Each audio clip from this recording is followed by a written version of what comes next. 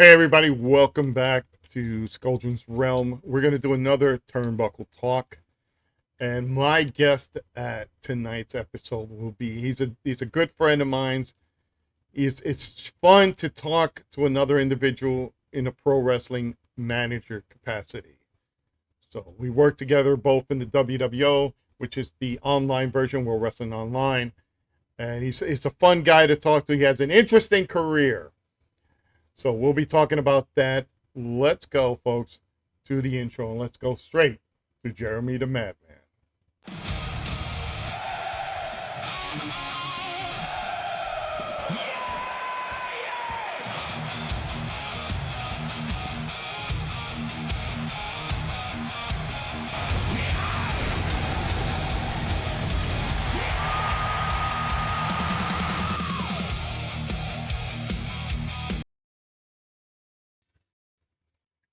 Everybody, welcome to Skulldron's Realm Turnbuckle Talk.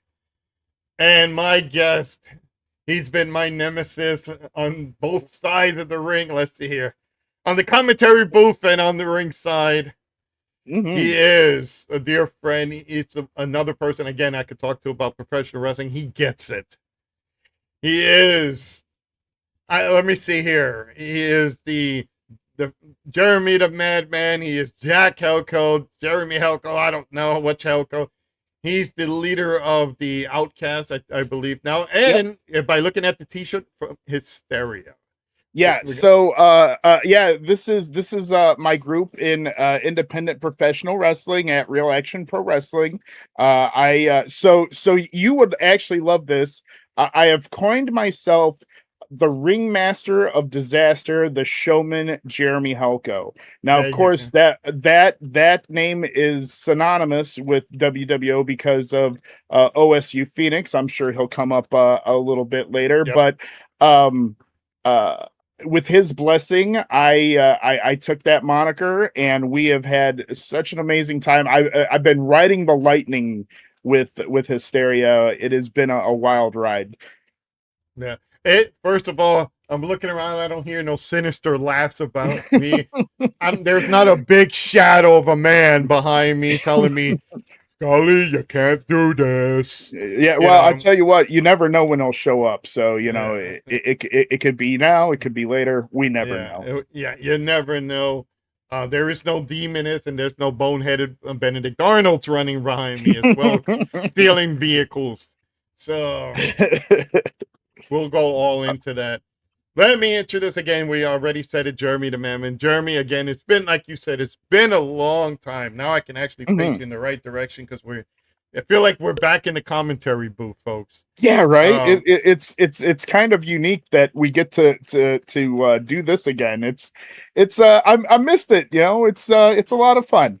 You ever miss me enough to tell me I'll come on do guest appearances for commentary? Oh boy, that put it like that this. Might be something. I've been harassed by a demoness, and she's going to be a guest I'm going to have sometime on the show. Also a hellbelly, telling me they want to reform the organization, and I'm like, well, that's something we'll have to sit down and with the creative parties, and if my time allows. Yes. So right now with work, I'm also doing what's called a LECOM podcast, Lake Erie College of Medicine. They have a podcast, and I'm now the director producer of those. So it's just insane what I've been doing with them. Plus, work. Plus, now I've actually gotten a sponsorship to do the Skulldron's Paranormal Realm, Jeremy. So, oh wow, that is unique. And I got the equipment. I have all the ghost equipment. We scouted out locations. Plus, Turnbuckle Talk. This is the podcast. I've had Johnny Perez was a WWO World Tag Team Champion. We had Magic, the Indie Icon, former WWO World Heavyweight Champion. We just had Shane, the former. You can see the pattern here, folks. WWO EFED version Heavyweight Champion, and now I got the myth, the man, the legend of the Asylum. Yes. Of the Asylum. He is Jeremy, dude. First of all, it's such a joy to sit back, shoot the shit with you, talk about Absolutely. wrestling career, about a lot of stuff that were going on in your life with the following up now with WWO, your version and Marvin's version of Yes. WWO. So we'll go into that, but before we do that, Jeremy is a professional wrestling manager. He has also had to take bumps in the ring. But before we go to all that, and before we end up talking about those damn boneheaded Benedict Arnolds, the Reapers, we're going to talk about Jeremy. What introduced you to professional wrestling? How did you get it? What caught your attention? How did you Oh become? man. How did you discover professional wrestling? Let me tell you, I oh god, I all I remember is I was flipping through channels when I was a kid. Um and I happened to see I happened to see WWF pop up onto my screen. I said, okay, so I kept it on there, and then I saw something that scared the absolute living shit out of me, but I was intrigued, which was The Undertaker. Um, now, of course, they peeled back the curtain. They showed the cameraman literally having the camera tilted up, but with having Roddy Piper describe him like, look at those ham hocks, right? And made him look like he was like 10 feet tall, and he stared into the camera. It scared the absolute shit out of me, and I was instantly hooked. It's funny, having my other guests from previous episodes, everybody had a different introduction into pro wrestling. And Johnny was introduced by the NWA wrestling, Magic with more of the indie side and ECW, Shane with the AWA of all people, Vern Gagne, and you with the WWF. So, you know, seeing all of that, who was your favorite wrestler in the WWF? We're gonna stick to WWF right now, Oh but boy. One of my all-time favorites is The Undertaker. Nothing but mad respect for that man. A locker room leader, and somebody that everybody looks up to. But he being that he's the one that got me started into pro wrestling, he's my number one guy. Bray Wyatt, a very, very, very close number two. And for may reasons, he of rest course, in peace, guys. yes, and for reasons that that is how Jeremy Halko / Jeremy the Madman, we took a little bit of a homage from Bray for this, and made that character, and just and also Mick Foley's in that as well. So just they blended me into the wrestling fan that I am today. That's awesome. Growing up, and you're watching these people, all the time on their show. When did you become? When did you become aware that there wasn't no kayfabe, that there was totally unveiled, and now you can see these guys like it's predetermined and how everything is. Oh man, you know what? I was living in Louisiana. Um and or no, I take that back. Um it's because Sid Justice, Psycho Sid, you could hear him in the microphone or in the camera say, "Are you ready?" And I literally rewound the tape 6 times, and I heard him say it because he was talking way too loud, and I was instantly crushed. Was that the thing where he says I got to start over in No, 19 that was it was the match with hit the first match with him and Shawn Michaels. Oh, okay. So that was, oh boy, that was 95, 96. Damn youngins. Um, It's funny. that is, I sit down, not to cut you off. I'm sitting here and we're dancing like, talking like this. And I swear it's reflex. I'm doing this. That's well, I guess Jeremy Helko left a lasting impression on you. Impression. Are we calling a match yet? Is the No, yeah, demoness around here? yeah, no, we when we and I know we'll get back to the stuff, but Yeah, when we did we that, will. yeah, I tell you, man, when we would do that, yeah, I would always wait to just hit that right time. You're like, what the hell's going on? And it'd be right there, man. So yeah, after I pull them off the side of the train like the Reapers did. Um, so you were saying, so you found out with that hot Mhm. moment with that microphone, and that's when you realized that I there's something going on here. Yeah, there's something going on. And but I still, it's still real to me, damn it, right? Um, I always tell people, you get that fake shit out of here. I'm like, yeah, well, we get hurt. It's not fake. We get bumps, bruises, bobos, and everything else, man. And so at least respect me enough that I get in there to put on a show for you, you know? Yeah, And some people, they get it, and I'm glad that they do. Some don't. And not everybody likes pro wrestling, and I get it, you yeah, know?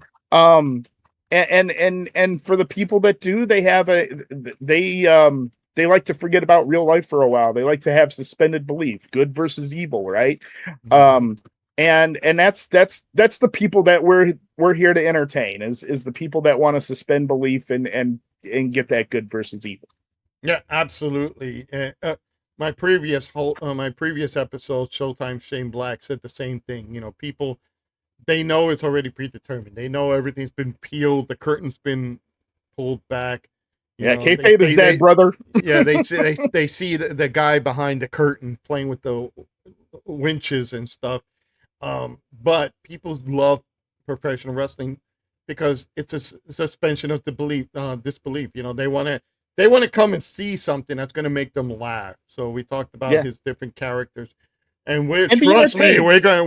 we're gonna go into this guy's characters. I never know who I am at this point. I could be Sister Quinn. I could be Jeremy Helko, Jack Helko. Many moments we're on commentary, and I'm like, and he says Quattro yes, Loco. One of the yeah. two. Yeah, or one of the Oh, many. Yeah. and we will get into that. So, I can't wait. so so you're watching all this, and now the curtain's revealed back. Do you remember your first ever live wrestling show you ever been to? Yes. Oh yeah, it was so now let's go back to Louisiana. And let me set up how I found out about ECW, and because this will coincide about how I get to the first ever live event. So it was 1997. It was our first game of football season. I was a junior in Ponchatoula, Louisiana, and we had just won our rival game. It was week one, and so my adrenaline is high, right? And it's 2 a.m, and I'm flipping through channels, and I see this professional wrestling. Now it's not WWF/WWE. It's this gritty looking uh, ring. They don't have the production value of WWE. It's lit up, but it's kind of dim, and I'm watching it like, okay. And then all of a sudden I saw little Spike Dudley go through a table, and the referee didn't call for the bell. And I was like, oh my God, he didn't call for the bell. The match is still going on. And he started using chairs, and I was instantly hooked, because I was like, this is a different form, right? Like it's not like straight up death match, but they're hardcore. They were 5 counts were loose, because Jesus Christ, they let Tajiri get away with a tarantula for like 25 seconds. I mean, Jesus Christ, right? So loosely kind of using the 5 count, but and they had the most amazing guys. Now, did they, have a little bit of blood? Yeah, sure. But then they also had some amazing pro wrestling on there as well. So one day I'm looking and they're like, "Hey, we're gonna be in New Orleans." And I said, "Oh shit!" And I got the money. They were the tickets were cheap then. I think I paid $60 for 2 tickets, right? And we went to that. November to Remember Oh, 1999. oh wow. 1998, 1990, one of the two, whatever was in New Orleans. And now here's the funny thing about that. When we were online getting ready to go in, I said, man, I'd love to see Terry Funk, right? Because, they had shown snippets of him, on commercials and shit. And son of a bitch, if he wasn't there for that, that was when they did the whole Tommy, your mother's uh, a bitch, thing. So, Oh wow. um, yeah, it was a wild, that was wild. And, that was my first ever, live event, was ECW November to Remember. Wow, and that's incredible. When we all talk about like our first Mhm. show, live shows. We go from WWF and so forth. When you go to an ECW show, it's a totally different atmosphere. Oh, it really was. And man, what an amazing time that was. Like, and because that was, I don't want to call, that was kind of peak pro wrestling, I guess, for a lack of a better term. But you they weren't lying about the lukewarm hot dogs and and warm beer.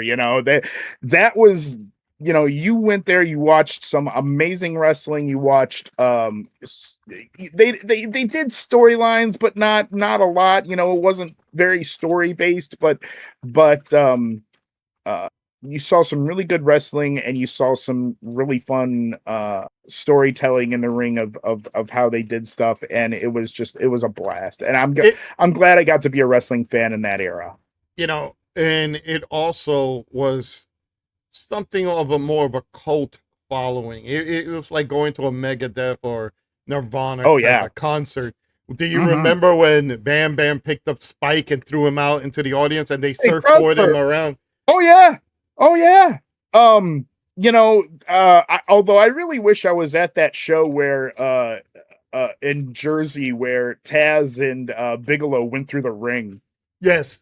I, oh my god. And and it's funny because I've heard Taz talk about that spot, and he goes, I hate peeling the curtain back, but here it is. And it just, again, they were so innovative, and because it wasn't the norm that you were seeing, and that's what brought everybody in. They were like, holy shit, here's a little bit of barbed wire, here's a little bit of thumbtacks, but then here's Rob Van Dam versus Jerry Lynn Yes. beating the hell out of each other. And here's the, it's funny to me, wrestling fans nowadays, I'm going to go off a little tangent here. Nope. Go Oh, ahead. I hate seeing Solo Sokoa and Roman Reigns 50 million times. Well, Jesus Christ, you would have hated ECW, because if they did Rob Van Dam versus Jerry Lynn probably what felt like 150 times, but that match was different every single time, Yep. and it was brilliant. Yep. I can even take you back to the 80s where Hulk Hogan and Mr. Wonderful Paul Orndorff would do the circuit, folks. It's like going town to town, different. And remember, it wasn't as big as today. Oh, should I say, let me retract that back a little.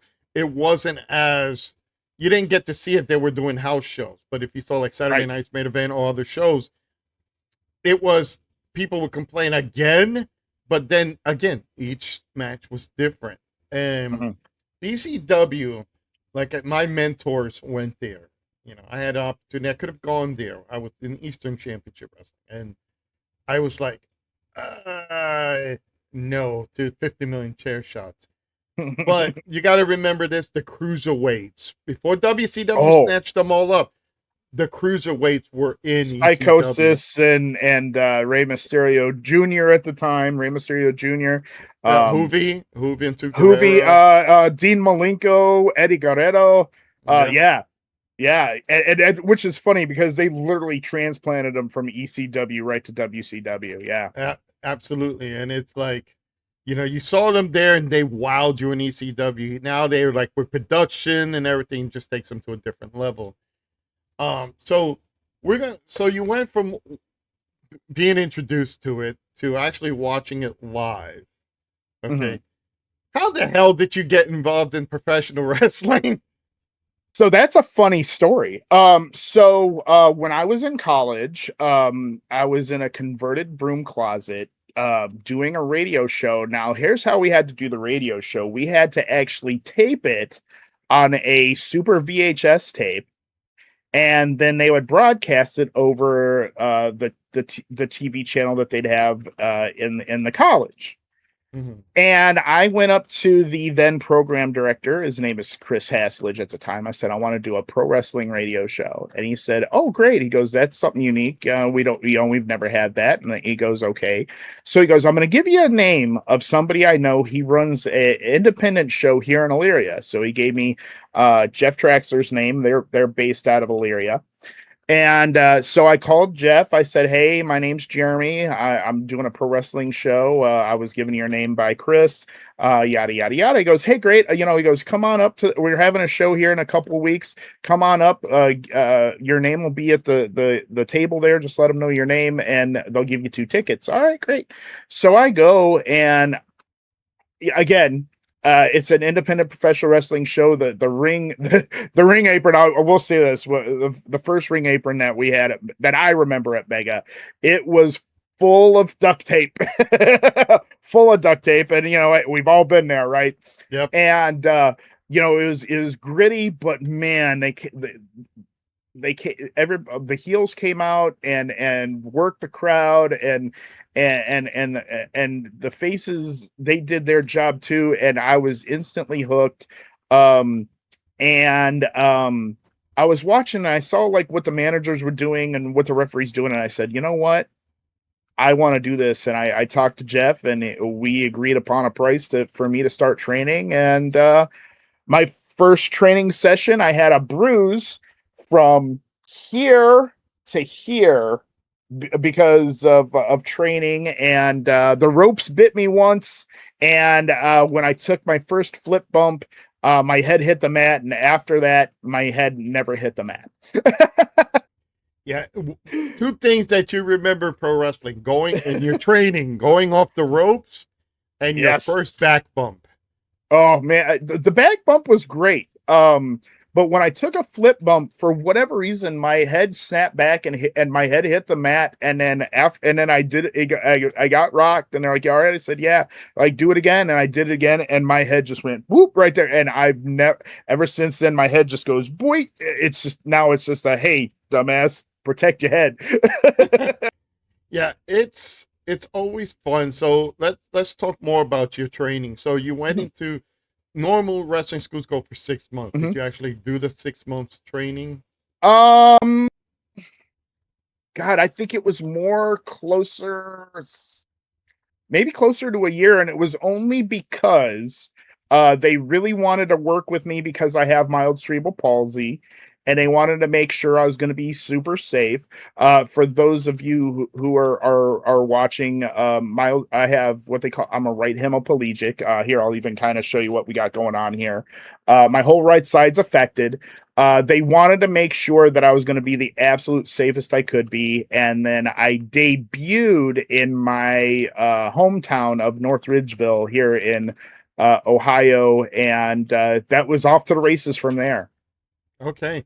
So let's go to that moment when you debuted. Mhm. Did you already have a character that you wanted to be, or was it a work in progress? No, well, it was straight up being a referee. Okay.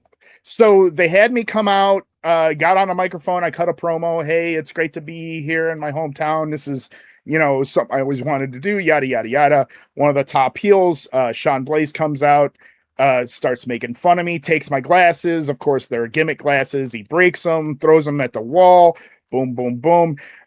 Talks more trash, and then kicks me in the nether regions, right?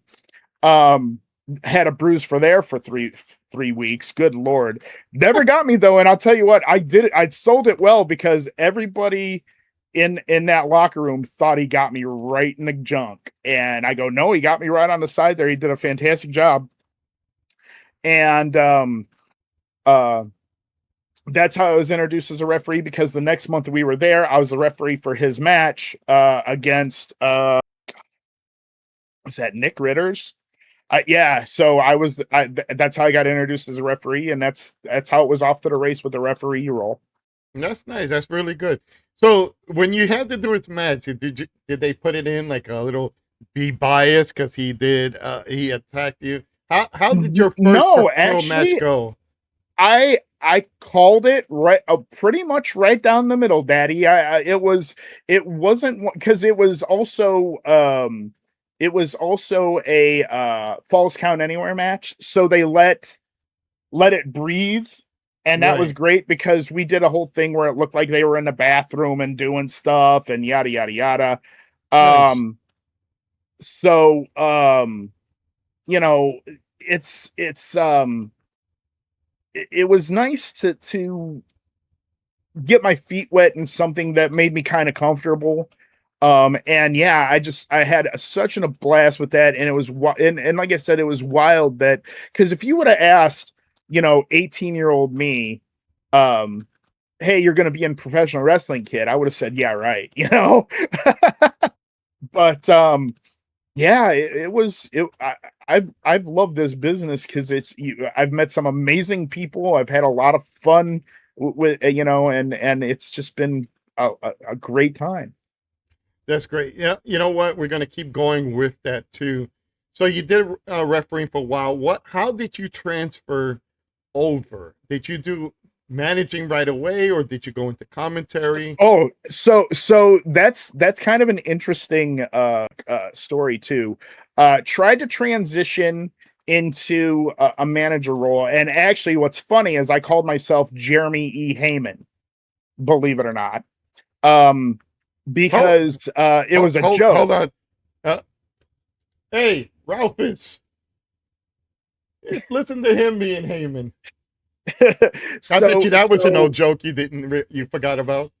yeah, no, so yeah, so I'm like, okay, and so we tried that, and I wasn't grasping it. I was still so, I guess I was super nervous at trying to make sure I didn't A, that I wasn't taking away from the match, and B, not trying to sound like a gazorp, Right. And I tried it for a little bit, and I went back to refereeing. Then being that I'm also a DJ, I had gotten asked for people to use my sound equipment on a couple shows. Okay, great. And then which transitioned me from, well, hey, you brought the equipment. Would you mind ring announcing? And then that progressed into a commissioner role. And then I did that for a long time. And then recently, within the last year and a half, um, with the brilliance of my buddy John, who goes by the Bouncer here in Northeast Ohio, he sat me down and he goes, "Hey man, I want to try something." He goes, "I want to turn you heel." And I said, "John, I don't know if that's gonna work." He goes, "Why?" I said, "I'm disabled. I still get the sympathy card." I said, "I tried turning heel once, and people called, not that they called bullshit, but like after three months, they started loving me again because I was disabled. They sided with me because I was the sympathy card, right?" And he goes, "I have a way." And I said, "All right, man." I said, again, we've been friends for God, 20 plus years. I said, "I trust you, man. All right, let's do this." And we did, and now here I am as the ringmaster of disaster, the showman Jeremy Halko, and people, but it is funny now. Even though we're the bad guys, people love us. We've sold tons of merch already, and I'm like going, "Oh dear Lord, you're supposed to hate us. Stop cheering us." It never works that way. All I throughout know, my right? career, I've been a heel, and depending on the territory, like if it was Tennessee, I'll get chased out. If Right. you know, if it was something. If it was in like the Bronx, New York, I'm cheered, even though I'm Right. not. The character hasn't changed. So yeah, I understand where you're coming from. And, So and we're a horror gimmick, so like it's, you know, you call me, I'm the ringmaster. We got this is Backwoods Zook. He's a cannibal. And then you have Crowley here, and he's actually supposed to be a figment of our imagination. That's why we call ourselves Hysteria. So, you know, we're a horror gimmick. And, you know, especially in that part of Youngstown, people do love their horror. So I think that's kind of why they've gravitated toward it and have grasped us and love what we do. that's great. So let's go from there. You did a couple. You were doing a couple of refereeing and stuff like that. How did you get involved in the EFED side of it? Because Oh, I wow. mean, folks, So we're gonna jump back and forth, folks. So, but sure. I'm trying to No. cover as much because he's got his career is very interesting because being manager, that's something, and also transitioning to Yeah, commentating. EFEDs. Yeah. Hmm. So It let's go. So you went from so before Hysteria, before you mhm. becoming Jeremy the Madman, what was your gimmick before that in real wrestling? Did you really decide like how so, your so character going to be after so refereeing? when I was a ring announcer, I was Jeremy Helko, or Jake Helko, because of my brother who had passed away at birth. His name was Jacob, so I as an homage to him, I did Jake Helko. Um, but uh, so um, yeah, so we took that and we went with that, and then I and getting into eFeds, that's a very interesting story because um you know, I back in the day when you had Yahoo groups, you know, I dabbled with that, and then I quit that, and then I had a friend on Twitch who, before he started his stream, he would do you could he goes, "Hey, if you want, I will create you in WWE." I think it was 2K22 at the time. Hmm. And he goes, I'll create you in 2K22, and then, you know, you get enough channel points, you know, you can challenge for a belt, yada yada yada. It's AI versus AI. Okay, great. So I just said, hey, make me look like the Fiend, and went from there because I, you know, again, whatever. And so then, being that I had the means to make videos, I said, here's what I'm going to do. I said, I'm going to cut a small promo on whoever's got the belt. And I said, I'll put it up on YouTube and I'll send it to him and I'll say, play this before the match. All right, cool. So he did that. And people were like, holy shit, I never thought about doing that. Right. So then when I met OSU Phoenix, I had showed him one of those, and he goes, hey, he goes, let me show you what I've been doing. And he introduced me to Chris, who of course was a part of TKWA. And you know, so and then ended up being yourself, and that's how we met. And that's how I got into it, is just Oh being wow. introduced by OSU Phoenix.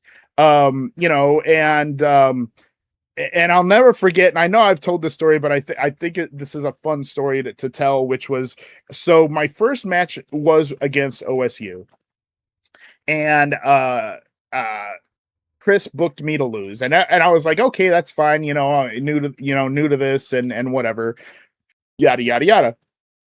And then that's when Buster Guts came in, right?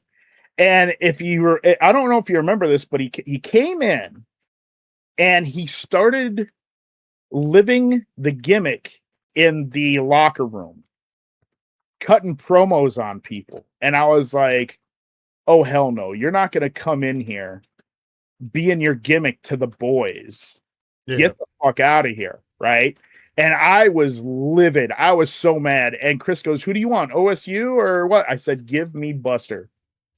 And he said, "All right." And I must have watched Buster's promo like 4 times in a row. And then I went in and I tore it apart. And I went in there because I was so mad that he went in there and was and again you don't live the gimmick in the locker room. You just don't. That's a Right. rule you just don't do, right? You're nice to everybody, whatever. Now out in the ring, it's different.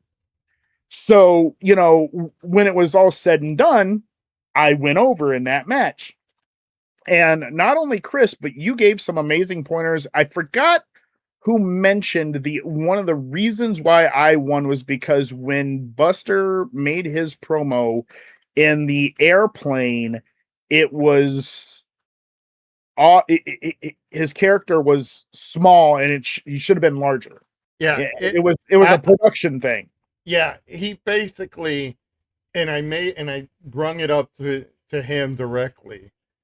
And again, I haven't talked to Buster in years, but Yeah, I know it's been a hot minute. his thing was, yeah, I'm related to the Crockett's, and Right, legitimately, right, and he is, yeah, yeah. yeah, So, Jim Crockett Promotions, I forgot the nephew of whomever.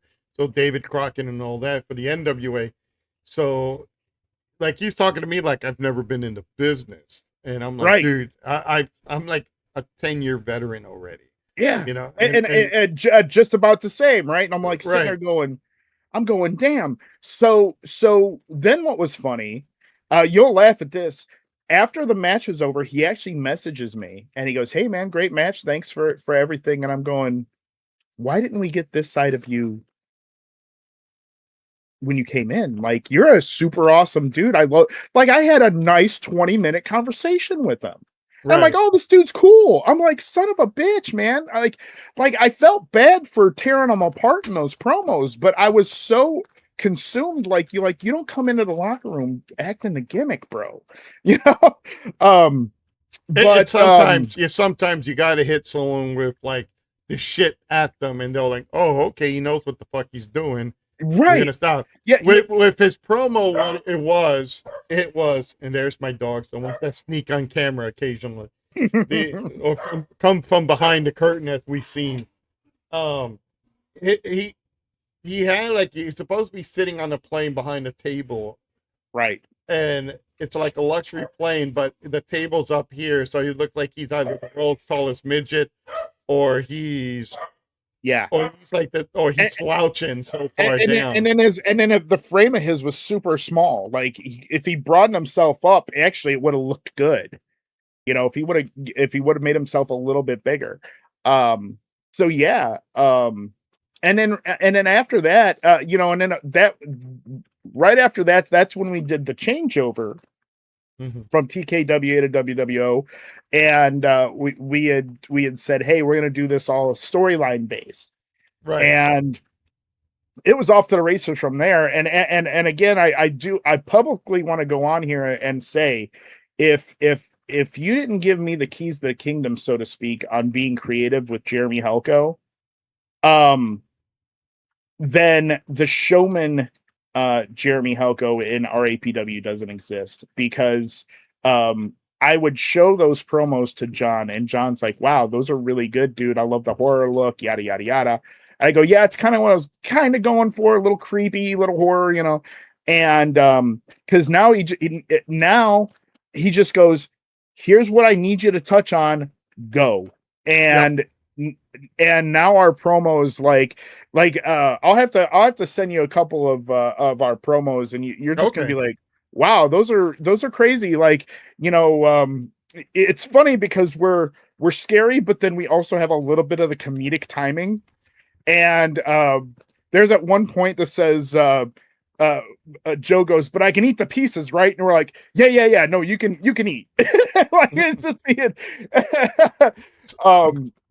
So Going yeah, into it's. that, going into that, Mhm, do you see what folks are gonna go a little bit? So, like Jeremy saying, so things weren't working out. TKWA was going down and out. mhm. Marvin Dallas, who we'll all blame later.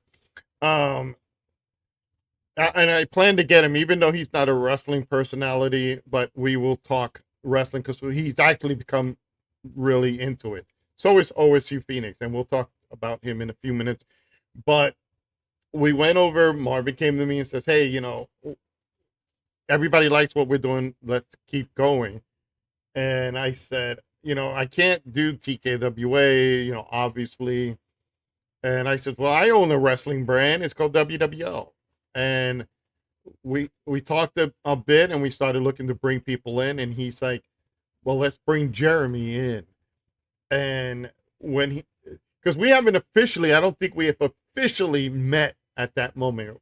I've seen the promos. No, I'd only seen your feedback on the promos in TKWA. We had never met, right? Right. And, so we talked, and I remember the promos. I'm like, yeah, definitely. Let's bring him in. Let's give him a direction, what he wants to do. So we did that. And when you came in, I know you were in different, you were like the Fiend type, right. The Fiend. And we went from there, and I said, damn, his promos are getting good and better and better. And I think you did the Fiend for a while, or not really the Fiend, I'm sorry, but the Madmann. Jeremy, so it's an homage to Bray. So like, you see Jeremy Helco, but then Jeremy Helco always talks about him. It's the other side of him that he doesn't like to bring out, because he knows that he will punish people, for what they've done to him. So yes. And if I had the promo, if you could send me the link later, I'll add it to this podcast. But he did a promo, and it looked so damn fun to watch. You're outside of a building. I know exactly the one you're talking about. Yeah, yeah, it's over here. So let me tell you actually what that was. That was a train station. And that was the one where I talked about JH, right? And I said, and I was cutting it about OSU. It's like, don't you remember who I am? Right. And there was 3 promos came out of that. That one, it was only 2. There's that one, and then there was one of me cutting a promo in a 1951 Dodge Meadowbrook, like I was driving to the insane asylum, which was the one where I cut about OSU there. And that was so fun, and I do have that promo still, so I will send you a link to that. Absolutely. Yeah, and we'll add that here, folks, so you'll see that. We'll cut to it.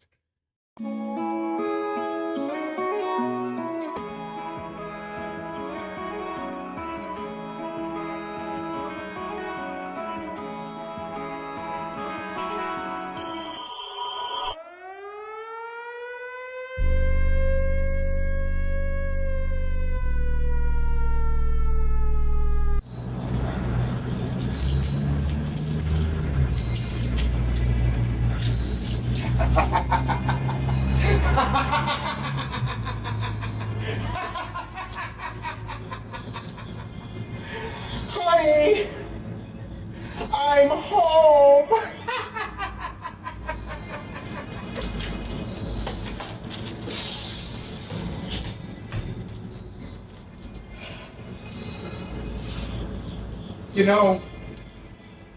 It's been a lot of years right here. A lot of pain, a lot of anguish, and a lot of punishment. But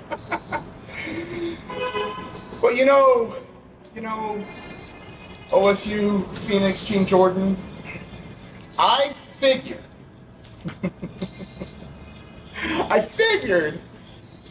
that you'd figure out who the hell I am.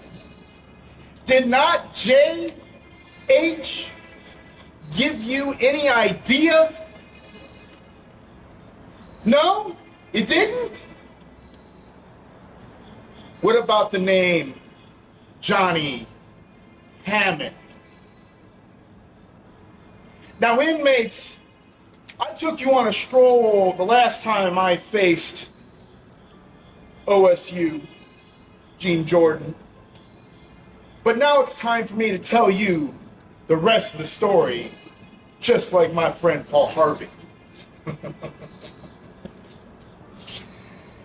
You know, there was a time where Gene and Johnny, well, they were friends. But Johnny had something wrong with him.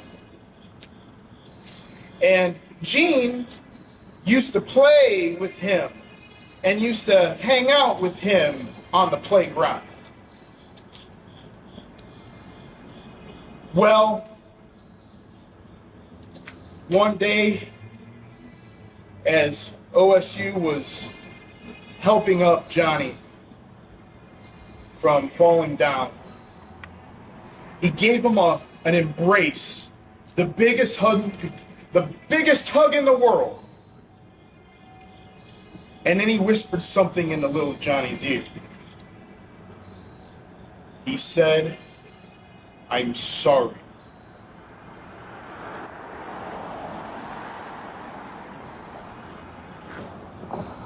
He said, "I'm sorry!"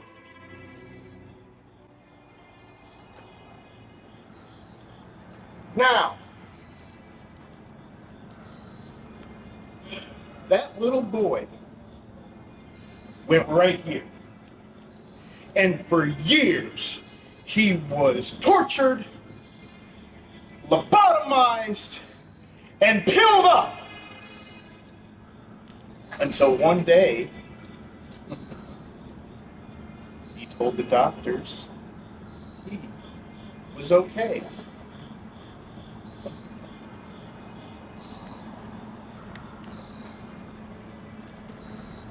Gene Jordan, OSU Phoenix, my name isn't Jeremy Helko, but that's what I legally changed it to.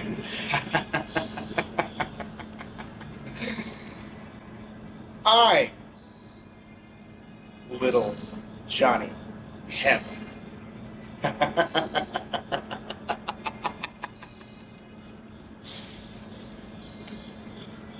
Now, you talk this big game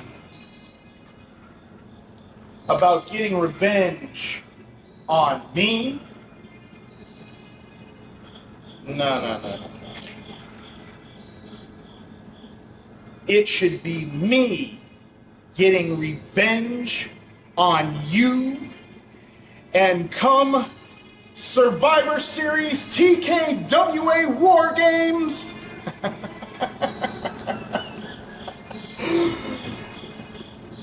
I will have my revenge. Because it's not about titles.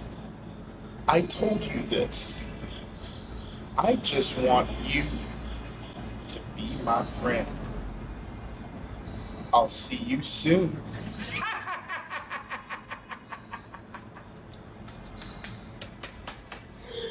Welcome home! Helko! Welcome home! And you guys will see the promo. The other one I remember, and that's why I said keep going, turn it up a notch, keep going. You're on the right track. You know, break away from the Fiend, embrace this Madman gimmick. Was the burning of the asylum? Oh, the Coppola, yes, Yes, the Coppola. When I first saw that, before you answer, so I'm watching this promo, and he's doing this hell of a great promo. And I was talking to Shane Black in the previous episode, and we always talk about how the promos define the individual and make the character interesting. And here you are, you're doing the promo. All of a sudden, we're seeing this insane asylum going up in flames. I'm like, shit, that's different. So go ahead, tell me about that. So of course, finding YouTube footage that you're allowed to get away with is tough, but we were able to get away with that. And actually that's in part of Rupert.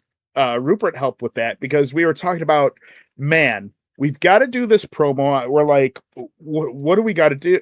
So we're bouncing ideas off each other, and he goes, why don't you burn the motherfucker to the ground?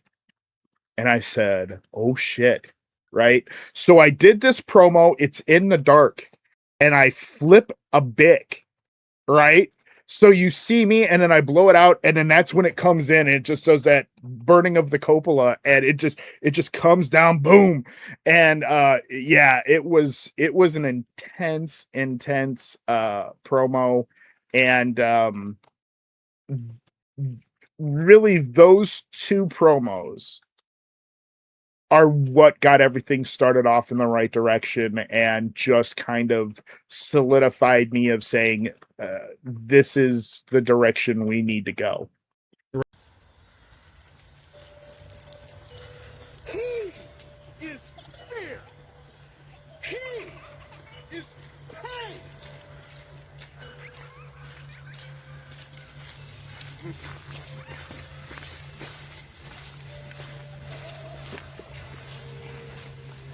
And when you look into his eyes, you will know what fear, you will know what pain is. Buster, you were a talented and formidable opponent. But you may think you are living a peaceful life minding your own business. But unfortunately, you've been dropped in the middle of something that you can't understand. A battle between me and someone who I considered a friend. Now you're involved in this, bud. And you are gonna get caught in the crossfire.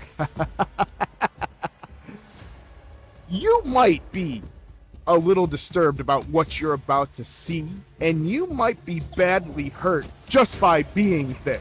I'm afraid this might actually affect you as you try to defend yourself and still try to muddle through the melee and find some path to victory.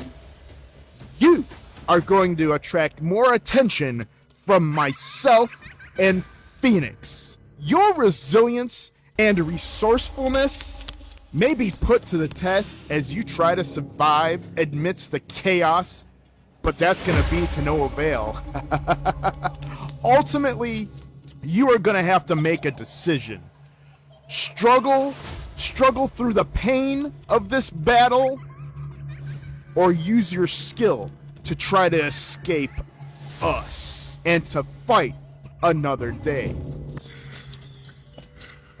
Hey Phoenix, do you want to play? Hey Phoenix, do you want to play? Hey Phoenix, do you want to play? All I wanted was for you to be my friend. Finally, I'm home.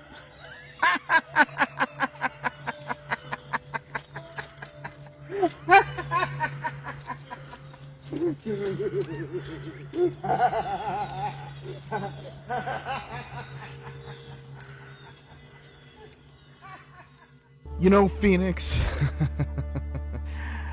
I had to go back to the place where your Judas kiss had sent me. Looking back, maybe this was the right thing. Maybe I was being hard on you. And maybe I needed it. Was it really that bad? Did it bring me to a better reality? You know, I remember glimpses of the rays of lights from the outside here streaming through a window or a skylight. I remember the sterile environment. As I walked through that place, I remembered the people dressed in white. I remember sneaking up to the cupola, looking out over the city. As I left, that pain began to overwhelm me. I had to rid the pain in my life, and I had to rid the pain once and for all.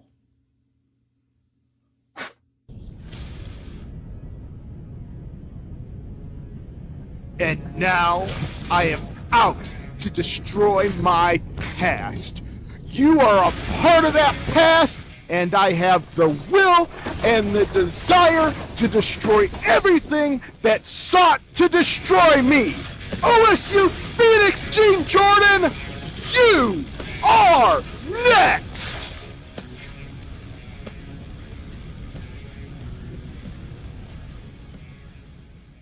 Right. So with those promos, once you put aside, it was constantly elevating yourself to the next level, and it was it was always fun to watch. And I had this conversation with Shane. I could sit back in WWO and watch his promos, your promos, LG's promos, and it just kept going the way it was. So let's look at the continue from that moment. We'll go further down WWO history in a bit. Sure. But now here you are. We're having a conversation. We just did this skit with you with burning up the building. Mhm. How did you go from, and I can't remember, old age is hitting me. So you look at going from a fiend to the fiend type to the actual Madman, and the personas. Because, like I said, folks, I used to love this. And again, we would do commentary because after a while, we started doing commentary when we transitioned to WWO. We were like Gorilla and Bob and Bobby. And, and you would do, well, I'm Jack Helco, not Jeremy Helco. And I saw that. No, you said Jack that, First it was Jack McDaniel. Yes. Jack McDaniel was. Tell me about how all of these characters got together, because the story. Let's do the timeline of the Helco family for a moment. All right, so Jeremy and Jack are twin brothers. Not really, it's just me, but right. But Jeremy and Jack are twin brothers. Hold up for a minute. They're twin brothers who wore different hats. And when you talk to one, he's wearing the one hat. So, like right now, he's Jeremy Helco, Jeremy the Madman. Yes. So Jeremy and Jack are brothers, and when it was noticing that Jeremy was starting to freak out and have issues, and when OSU Phoenix did that hug of death, right? So when that happened, Jack got sent to his Aunt Marion, and storyline wise, Jack erased all of his childhood out with his brother because he didn't want to bring it up. So that is how Jack and Jeremy are related. And then we've kind of fast forward to Sister Quinn. Quinn is somebody who Jeremy met in the asylum that helped him get better. The Harley, So that basically the evil, like a Harley Quinn that helps the Joker. Yeah, go out, but pretty not much. being But in that. yeah, aspect. we're yeah. She doesn't have the what's it called, the complex there. She's the one, and the cool thing about the cool thing about Sister Quinn is that her story hasn't been totally told yet, so there's interpretation to it, which is great because if it ever comes up, we can go, okay, what can we do? Right. So we go from the segment now. Jeremy's transitioning from the Fiend look like to his newer gimmicks, Mhm. and we incorporated the transformation. So it's like you never know which version you're gonna get. So Right. define that. Like here you are, let's say I'm throwing a name in there, LG's in the ring, and all of a sudden he's scheduled to meet somebody. It's like it could be Jeremy, it Funny could you be mention Jack. that because you're getting ahead of yourself and WWO now. Oh, okay. But that's okay. That's okay. But so that was the beauty thing about the whole gimmick, right? And you and I had actually talked about that when we first started WWO. Is we always say that he's going to face Jeremy, but who is it? Is it Jeremy Helco or is it Jeremy the Madman? And because everybody wanted to face Helco, because even though Helco had a mean streak, um Helco wouldn't he was He not wasn't the impervious to killer. pain. Right. Right. Yeah, he wasn't. So, but if it was Jeremy the Madman, you almost knew that whoever was going, if Jeremy the Madman came out, whoever he was facing was going to lose because Jeremy was just going to beat the ever living dog shit out of whoever it was. Right. I think we said it was almost similar to the Dr. Jekyll, Mr. Hyde. You're gonna get Right. Dr. Jekyll with Jeremy, but when it came to the Madman gimmick, you were gonna be fighting the monster. So Right. it, And that's what it still is to this day, you know. And Jeremy the Madman is an attraction, right?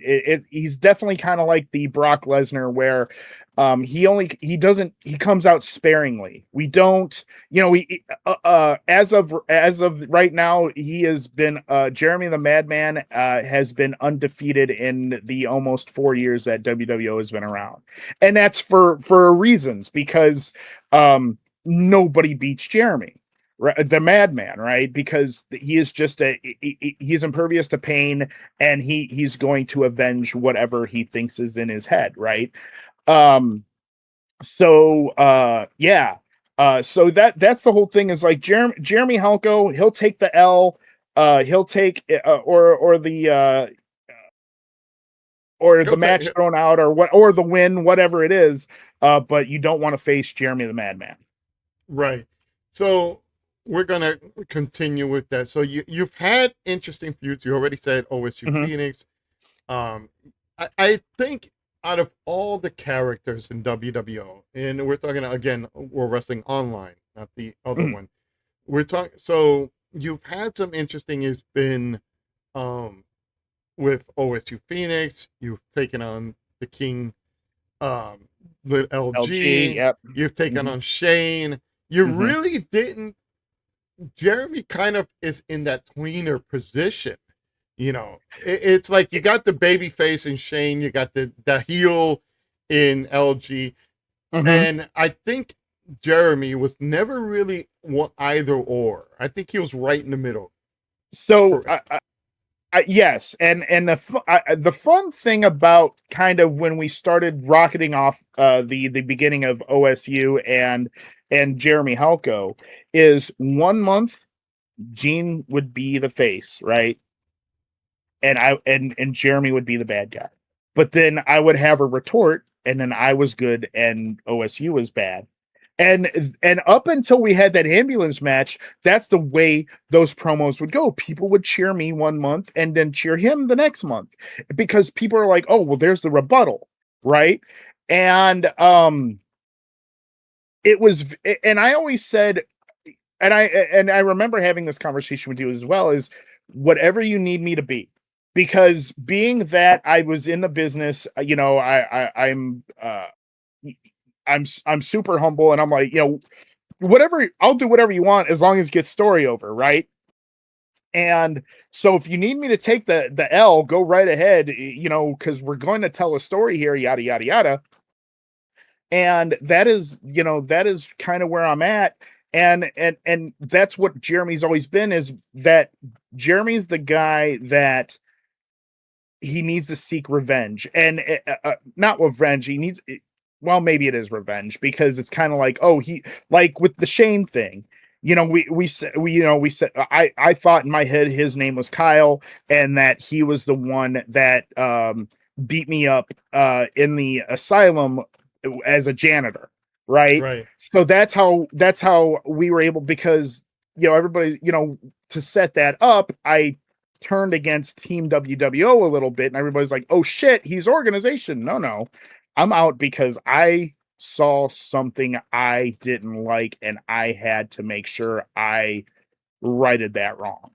Right. And that's the beauty thing of it, because it wasn't I'm going after a heel all the time. It was, I might go at I'll go after a face too. I don't give a shit.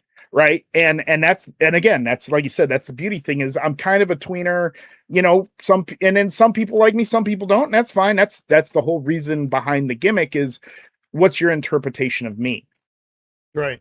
And the complexes that Jeremy the Madman had, so he will see individuals and think that they're like, in case Showtime Shane Black, he, in his mind, he's thinking, oh, this guy abused me, so I'm going to take it out of him. And the characters Shane would do a promo and say, no, I don't know what you're talking about. Right. So he would go with that. Folks, one moment, let's go over to something really quick. Mm-hmm.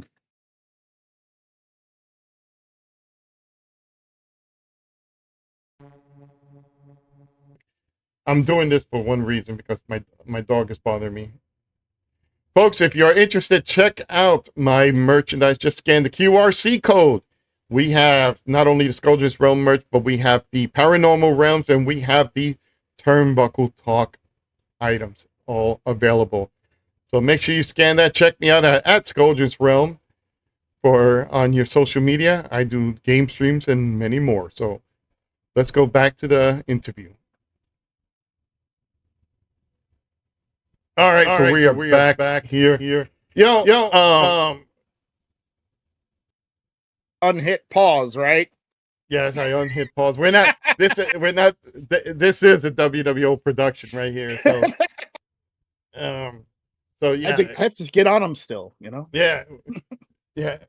I have to do this and look up every now and then, see if the demoness is hiding somewhere.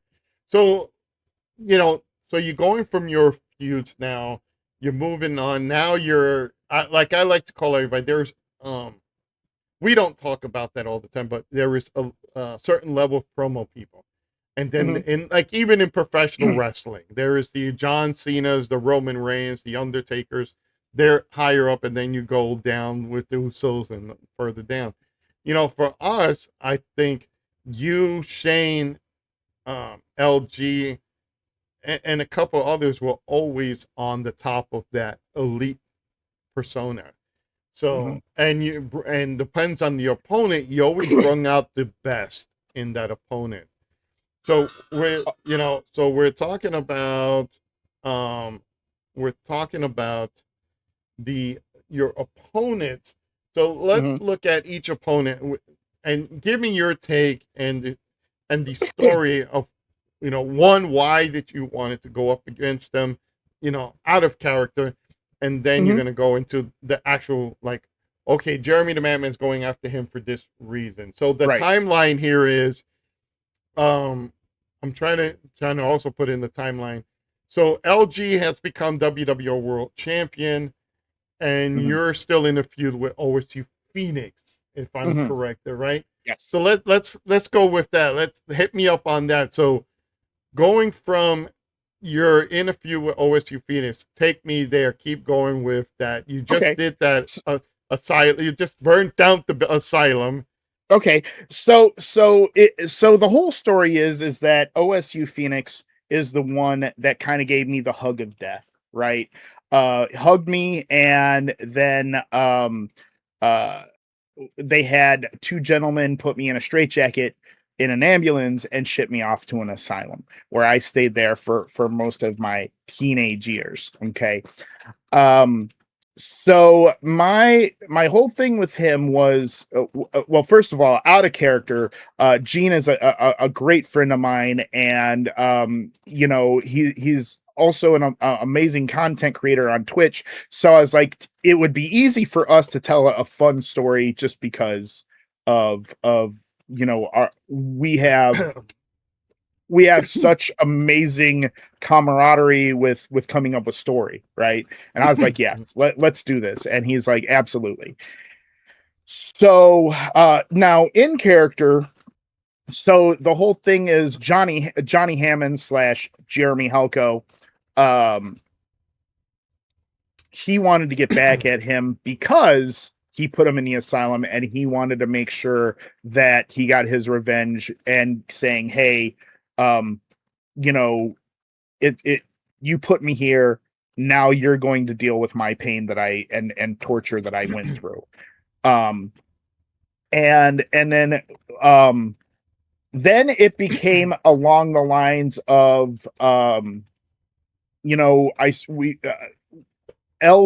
and the organization, and I believe I even touched on Hellbilly for a little bit too. It was just because somebody had to fight the system, right? At that time, the network unfortunately dwindled down, and you needed somebody to meddle in the organization's stuff. And I was like, well, hell, that could be fun with me, because you never know what's going to happen next. And and which was fun because I kidnapped Abomination. Yeah.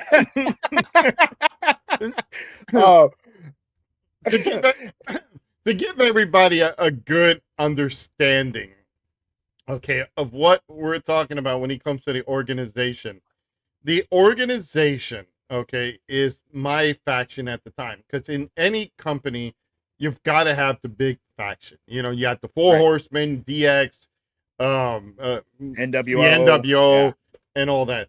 So when we created this internet version, the online version of WWO, we said, oh, we need to have the superpower. We got to have that one group that is going to be thrown out there to just mess with people.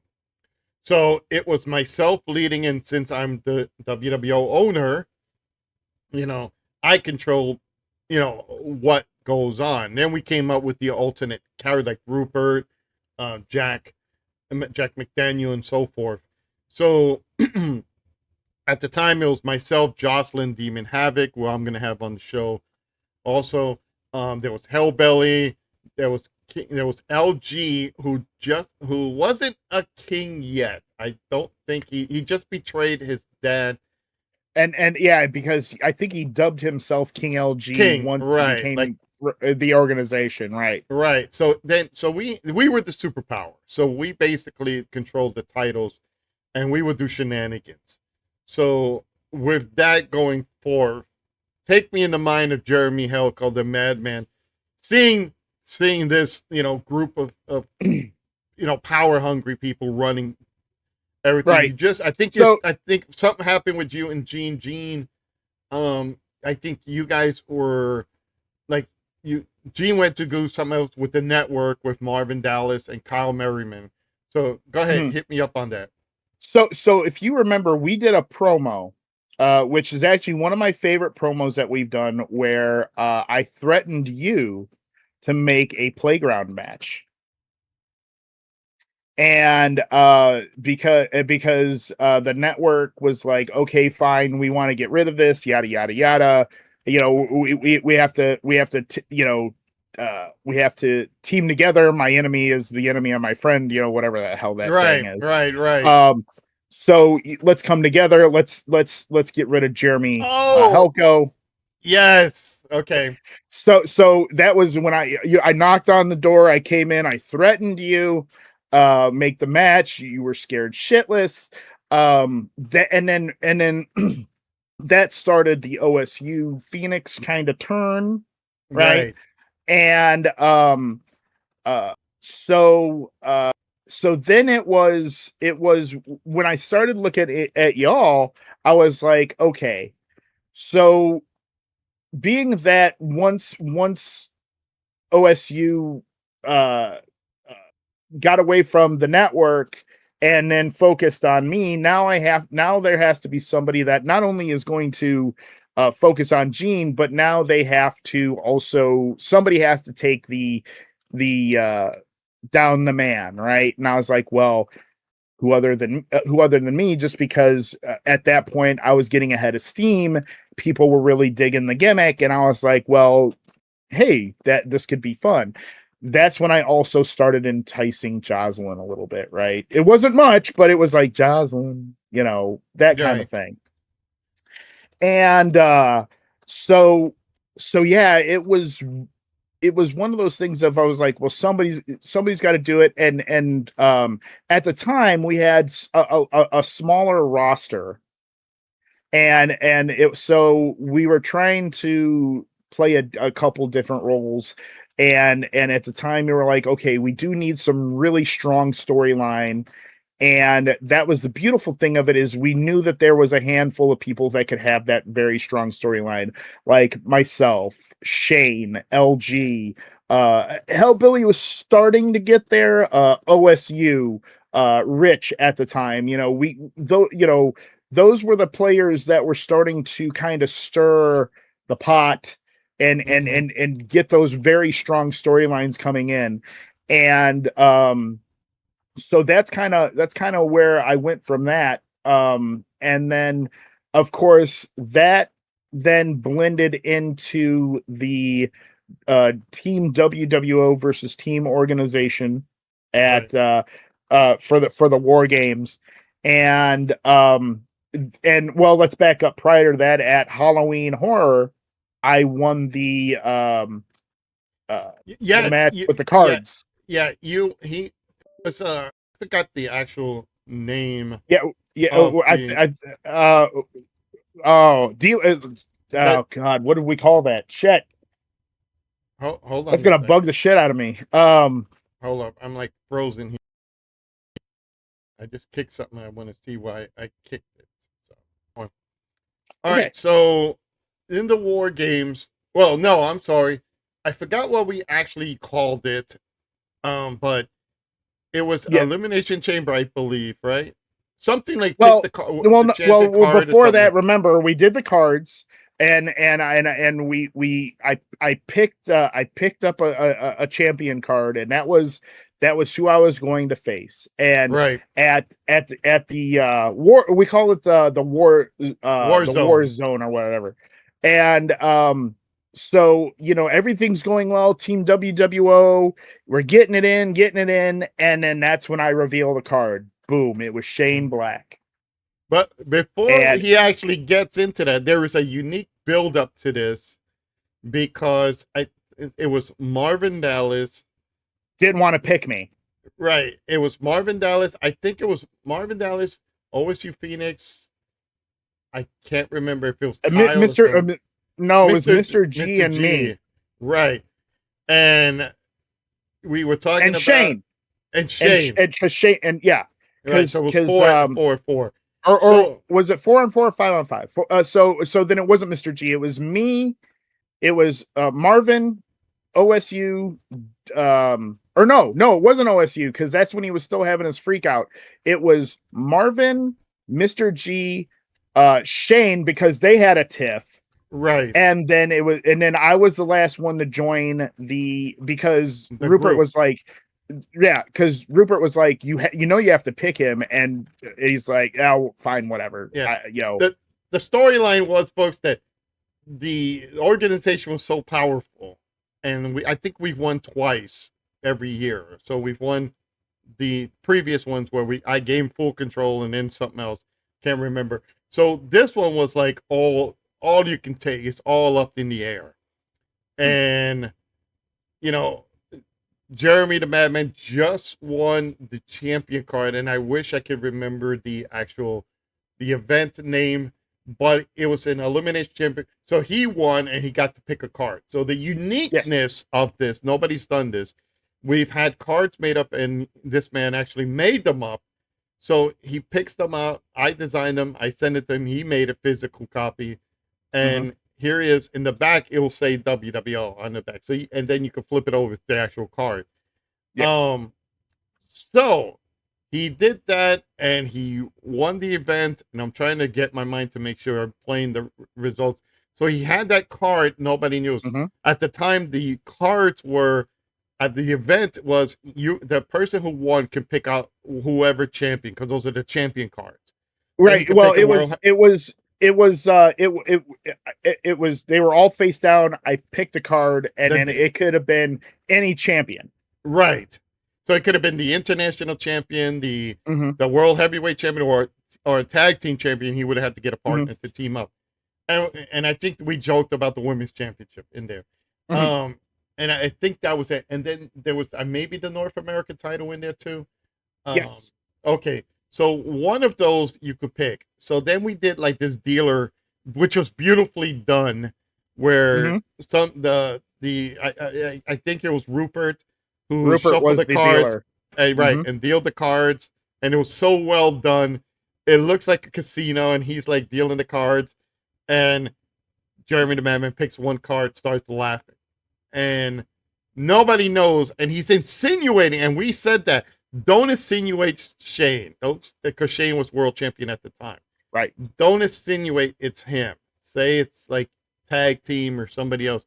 Let's go with a different route so people don't suspect it. So, and then Rupert said, well, we got Scully finally. We got it. We're going to get the power away from him. Let's do this now. Let's put this. We need the team. So Marvin Dallas was leading the network, and I suppose Marvin, maybe was it Kyle? Maybe. No, like I said, I think it was Marvin, Shane, Mr. G, right. Shane, and me. Okay.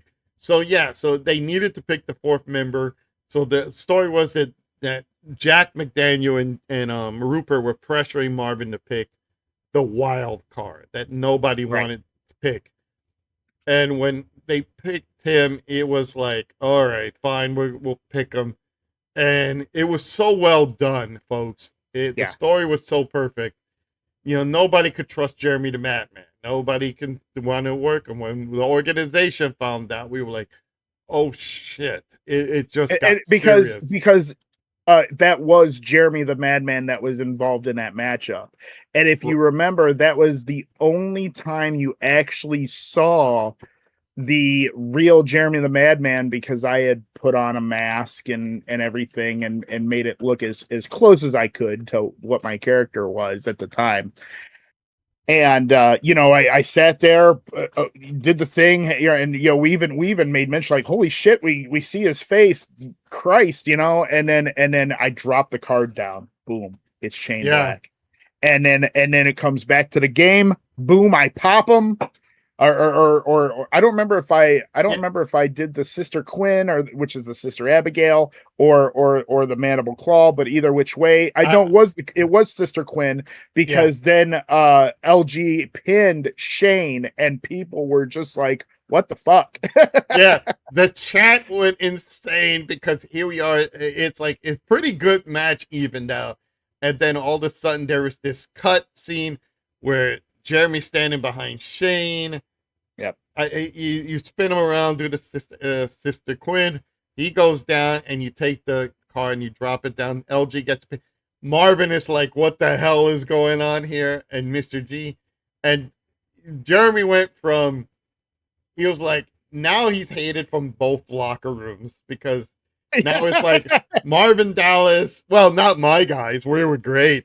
But Marvin Dallas, Mr. G, and Shane were now pissed off at this guy costing him. And that's what started the storyline with Shane. And see, you could tell people, this is the uniqueness of how WWO is organized. It's, no pun intended. It's storyline, and if you never get it. It's like you won't know on how this is going to transform or how it's going to go. So keep them thinking. Exactly. So the first time WWO, the organization beat, I think, Team TKWA, or we were Team WWO versus Team TKWA. We won that, so then we became that, and then we transitioned from Team WWO to the organization. Then the following year, it was organization wins. So this time, and we didn't have the heavy hitters like you, Marvin, Mr. G, because everybody was in a different match. Right. Now it's like, okay, now they got a chance. They're gonna actually defeat these evil fucks, and they're gonna move on. When you did that, everybody on chat was like, "Holy shit!" Yeah, they really were. And then I do remember the promo after that show, which would have been WWO Zone, which is I come in, I was like, people think I'm pro organization. That's beside the point. That's not the gist of it at all. I found someone who betrayed me while I was in the thing, and that's when I started telling the story of Shane.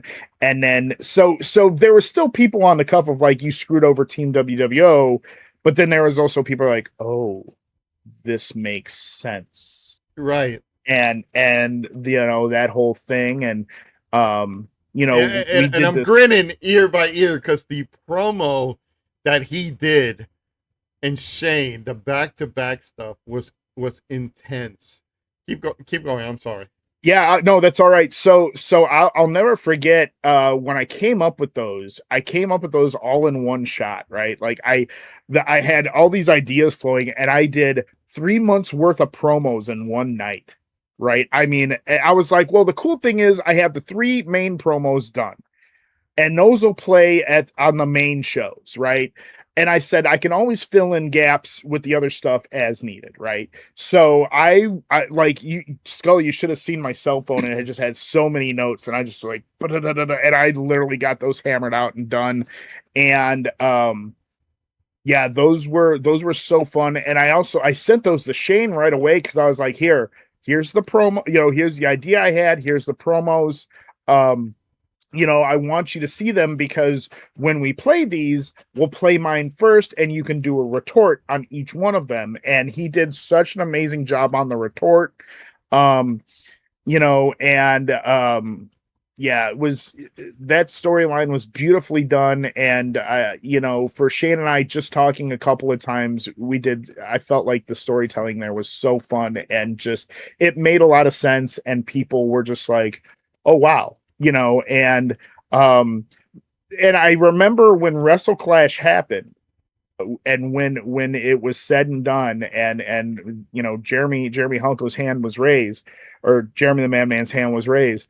People were like, "Oh, this is even though we're sad Shane lost, this is another champion we can get behind because he's a workhorse." And we see what he's done, and and it's wild because I was it's great getting to the top if you want to rock and roll, but then staying there at that level, that's the hard part. And I feel like I did a pretty damn good job of doing that, staying at the top. Until I dropped the title to G. I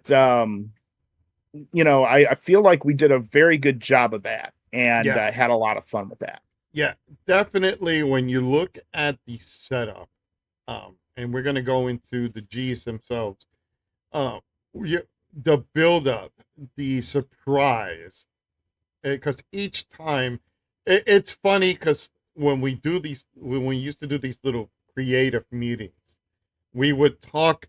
Marvin will put in his talk. He would talk, and you would put in, and we would put it, and I'll put in, and we all clash on it. And we're like, we're not going to tell the locker room. We're not going to tell everybody else what's going on. Everybody's going to have to second guess this, and nobody knew what was really going to happen. And I love the talent for that because they did not harass, maybe one or two. Did not harass about storylines and going into the thing. Mom, So, um, see, even on the podcast, I got to make them laugh. That was good. We'll get into that later Yeah, too. we got some time. We got time. Yeah, we got time. Yeah. So we would get into these meetings and we're like, no, this is we're keeping this bubble here. Nobody needs to know outside, you know. And the talent, for all their purposes, did not complain. They were more shocked when something happened Right. than everybody else. And then you have regular people that were, you know, non-WWO fans that Yeah, were watching. Selena was one of them. She'd be like, "Oh, holy shit!" Terry 3G, same thing. Yes. Holy shit. You know, and I know we're jumping ahead, but not this past Summer Bash, but last year's Summer Bash. Speaking of mom, Yeah. remember when we did that whole thing with that overproduced segment, and people just and that show, because we even said, we're like, wow, this show was I hate to say it, it was even though Wrestle Clash that year was amazing, Summer Bash kind of overshined it just a little bit, and it just, everything fell into place, and we had some really good stories, really good storytelling, and then that whole fun thing of Jocelyn teaming up with Quinn, and that whole overproduced segment we had. It was one of the funner moments in WWO history. I think up to that moment, Wrestle Clash was the top. And for you folks, we weren't like WWE or AEW where we had multiple big shows every month. There was the build-up. I think it was the big four. So just like when I ran my promotion, we've had the Bunkhouse Rumble, which is our Royal Rumble with a bunkhouse theme. There was Wrestle Clash. There was Summer Bash, and then Halloween Horror. So the big four for us. And in this case, each one you kind of build the storyline in between. So there's months in between that the storylines will grind and build to get to that big pay-per-view type show.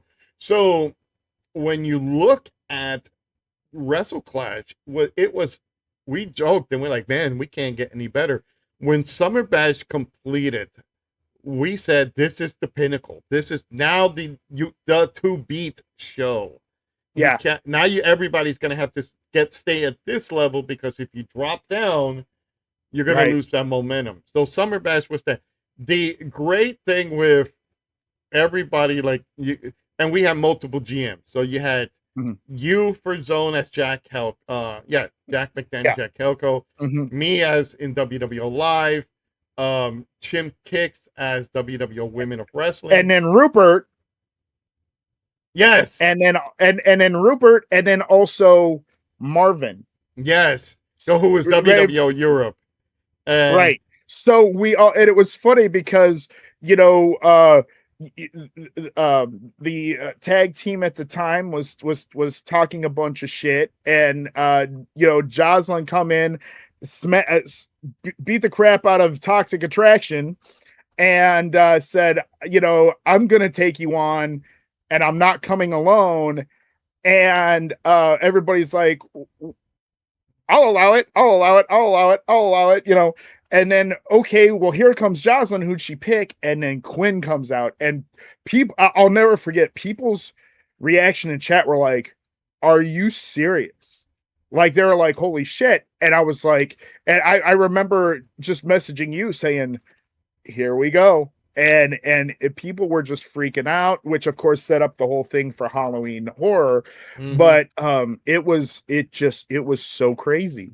Like, and people just ate it up, and they were just, and that was the big thing, is people even came in the Discord and said, wow, that whole tag segment was amazing. That was what really set the show. And it was, I mean, and it's funny the way you bring that up, and it makes me smile listening to it, because that match, it was for the WWO Women's Tag Team Championship that we created, and it was going to go a whole different direction. It was not going to go in that direction. It was just going to be, I don't know, I think Toxic Attraction, which was two AI bots, or I'm sorry, two bots in the game, two characters. And I think I don't know if we were going to just let him keep it until further down, or what, or we were It going to change it. was one of the things of we were so the champs at the time, they were going to keep it till Halloween Horror. Right. And then one of the current champs had for lack of saying it, she just, I want to say this diplomatically. She kept chirping and she said something that was like, okay, now you're metagaming.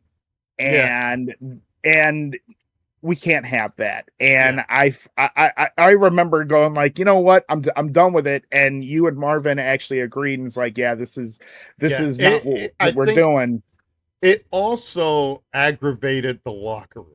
Now, folks, yes, when we say the locker room, yes, we're not meaning an actual locker room full of workers, but on Discord, we will have like a section for everybody, the workers, the different people, the players and all that will get in on this. And we consider that, again, we looked at WWE as a real functioning wrestling company.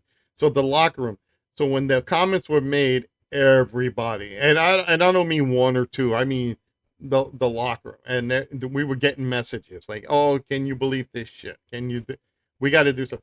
And we sat down on the fly and we just like, okay, how the fuck are we going to do this? And we came up with that in like what 20 minutes. We brainstormed and that's what we came up with. And we had to do the whole thing with toxic attraction, be beaten in the parking lot. Yep. And I remember that this conversation is the organization and Jeremy merging together? Yes. Yeah. Or is it them merging into here, or what? That again, the talent did not know, and they didn't even know that big swap. All the ones that knew something was going on was the people who were offering their involved in it. So it was you, me, Marvin, and Jocelyn, because she had to be a part of it, and that was it. Right. Chim knew for her part. Rupert knew for his part. So yeah, when you combined it all together, that's what made that moment. It was beautiful. It does make me smile every time I think about it, because I was like, man, we actually had to do something for that for this year's Summer Bash. Okay. OSU Phoenix was slated to take on Mr. G because OSU Phoenix's wife is in the military. They had to up and move. So we said, hey, we want to give you a proper thing where you have time to create content. So we're going to push something back for you so that you can focus on the move. Right. And we actually made Hellbilly champion. Right. It was funny. It was funny because I forgot what I was doing. I think I was just lying down. I get my phone being blasted, and for some reason it's like Selena. Was it Hellbilly? Hey. No, it was Selena, and she says, "Hey, WWO's live. Come on and pop in. I'm sure everybody would like to see you." So I'm like, okay, fine. And I happened to catch, I think it was the end where Jocelyn wins the women's championship. And I was like, the unification. Yes. Right. And I was like, I'm happy for her. And I texted her directly. And then when it came to the actual world title, I was like, okay, what's going on? I thought it was Gene, and I was out of the loop. So, and that's again, beautiful thing. I'm out of the loop. I don't know what's going, because at this time I already have pulled back. And took a hiatus and left WWO, and I was like, wait a minute, wasn't Gene supposed to win this? And then when Hellbilly won, I quickly congratulated him. The match was well done, and that was all LG's doing. I mean, LG has been a master at doing the doing some of the amazing stuff that you see on WWO. He has really honed his craft with doing that. Now the funny thing is, so here I am. I'm talking talking to Hillbilly, congratulating him. And he says, "Yeah, it's a great moment. He's excited and all that." And Jocelyn's the same way, and she's like, "Yeah, you know." And all of a sudden, the talk has started to go around about organization. Can we bring the organization back? And I'm like, you know, I said, you know, my times are very limited. You know, plus my wife is currently in worse health now, so she needs assistance walking around. So it's that's taken up a lot of my time, and you know, my job is now, you know, I got a raise, and then I got like this new position for their podcast. So if I get a chance to, and then now with my Turnbuckle talk with the paranormal realms, but I said, I'll talk to Jeremy and Marvin and see what we can come up with. So both of them were kind of excited for that. But let's go back to that. I am going to do something, and I am going to bring up something that I got to get your gut reaction. Hey, you guys! Jesus. Oh, man. Mama Fratelli? Oh, Yeah, God. Woo. Woo. Yeah. That's a spicy, that's a spicy meatball. Yeah. I remember the first time I did that, you couldn't stop laughing. Oh my God. And I think I forgot what it was. Did I add a graphic or clip of that of him of I forgot the character's name. I'm sorry. Sloth. Yeah. Sloth, no. saying that, and it just turned into a because you had said, hey, doesn't she kind of look like, and I said, oh man. Because if you put up a picture of both of them side by side, they got the, oh man. Yeah. I was just like, oh Lord. I lost it. There are times, folks, and one of my greatest pleasures, and sometimes I do miss it, is sitting down, doing commentating, and throwing a one-liner at them. Oh, and get me to bust? Yeah. That had to be one of the most fun moments, because you're sitting back and it's like, hey, look, hey, you gotta have guys. a little fun. Yeah. And he starts laughing uncontrollably, and we have to stop. Oh man, let me tell you. Going. But I'll tell you this: we did get you back with the greatest 6-month rib. Let's go with this. Let's go. I'm gonna go with that. Okay. Yeah, let's go into your ballpark. Okay. I was, now this is actually, the funny thing is, I had jokingly said on my Twitch channel, I said, hey, why don't I get a lucha mask and introduce something for one of the streams? And I had a couple people say, yeah, do that. Okay. So I'm sitting there and I get ready to order a mask, and I ordered it, and I message Rich, OSU, and Marvin, and I said, hey, and the title of the message was Scully Rib. And I go, hey guys, would you be in on doing a Scully Rib? And everybody said yes. Shows you how much I'm loved in this group. So I go, okay, I'm getting a mask. I go, why don't we just I'm gonna make up a character and then say whatever. So then Marvin goes, I have an idea. He goes, I'll tell him that it's a guy from Barcelona. I was mentioning to it. He was like, because he was playing like Final Fantasy 14 online or something at the time. He goes, I'll say I met him through that, and then he's from Barcelona, loves wrestling, but doesn't talk very well. Yada yada yada. And and apparently, when Marvin told you, you're oh great, I could, whatever. Yeah. So here we go, and and then I go, oh yeah, hey, Quattro got a hold of me. You're like, oh great, yada yada yada.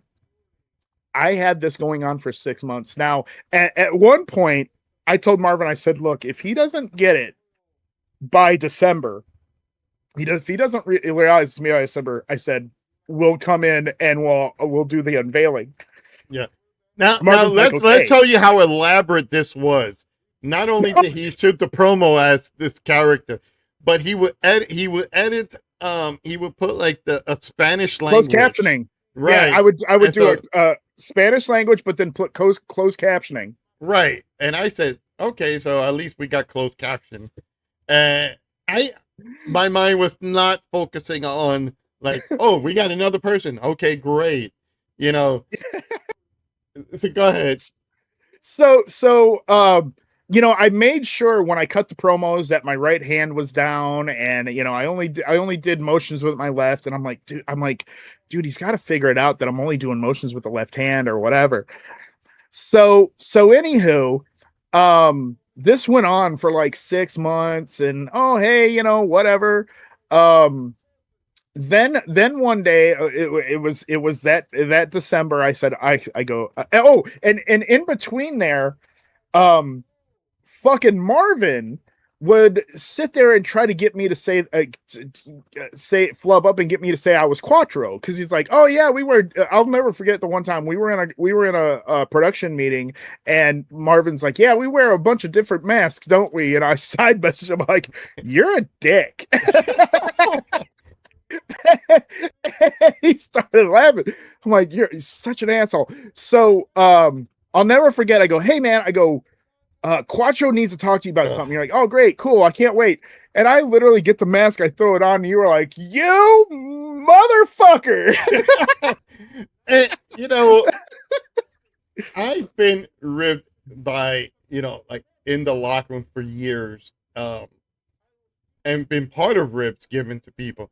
But that one had me going so well, and my mind was not focused. Oh, we got to go another talent. Oh, he's decent.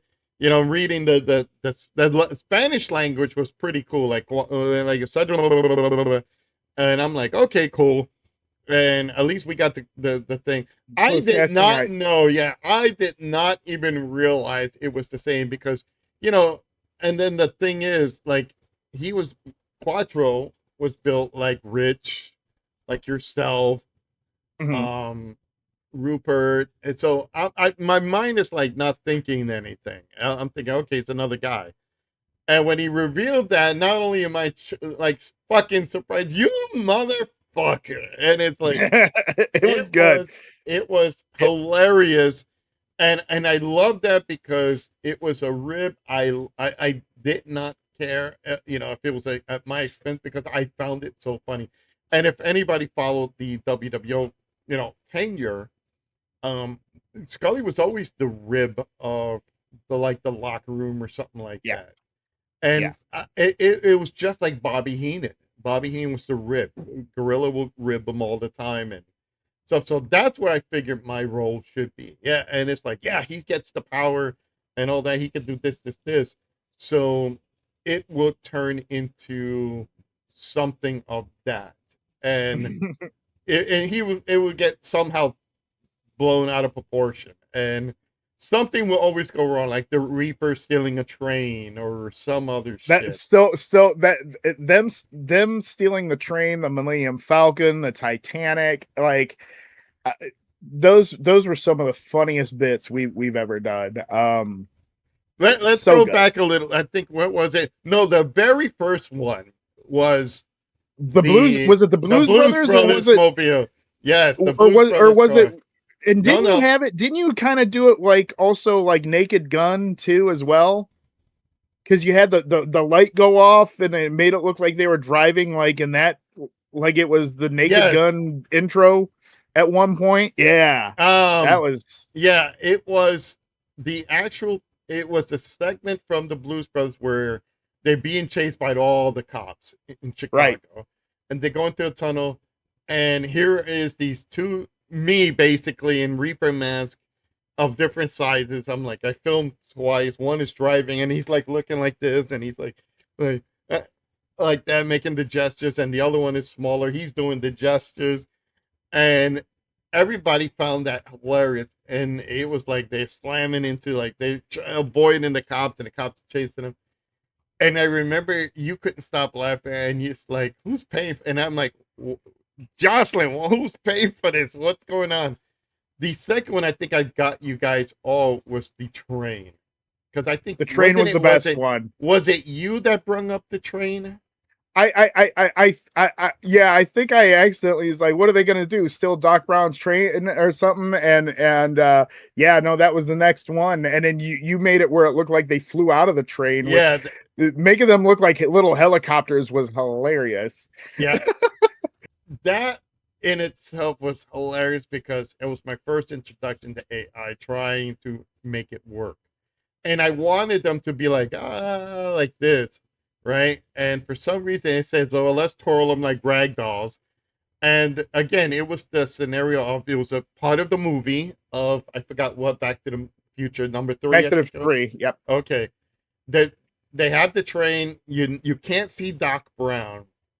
Yeah. So and you see the Reapers like yeah, and it's always plays their theme song. So they Right. dan, and you see them like this out of the train, and then the other one pops out like oh shit yeah. It's like and you see them bust through. If you watch the scene, they bust through. The train is bust through. So you got scenes where it's the movie without really revealing much of the movie, and them on the train. And then when it crashes through I guess the stop, The barrier, yeah. the barrier, it flies off, and you see these two tumbling little things flying down, and it crashes, and then the big explosion. There's dust anywhere, and they both sit up like. I think I lost it like super hard on that too. It was so funny. So funny. And then the Millennium Falcon one, of course, is like, Millennium Falcon one. There's been some amazing things that the Reapers have done. yeah.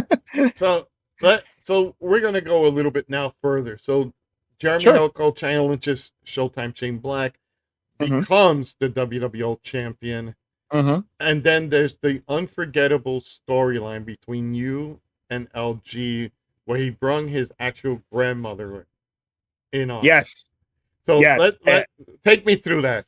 So we wanted to make a storyline where instead of Jack McMuffin, as you like to refer to it, but we wanted to bring everything together because we also wanted to have we wanted Jack to be the mouthpiece a little bit for the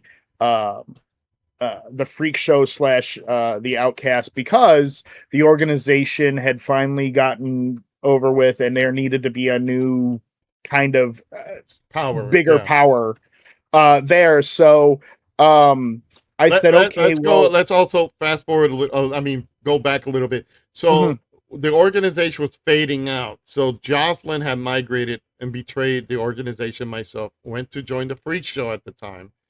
The Reapers joined her.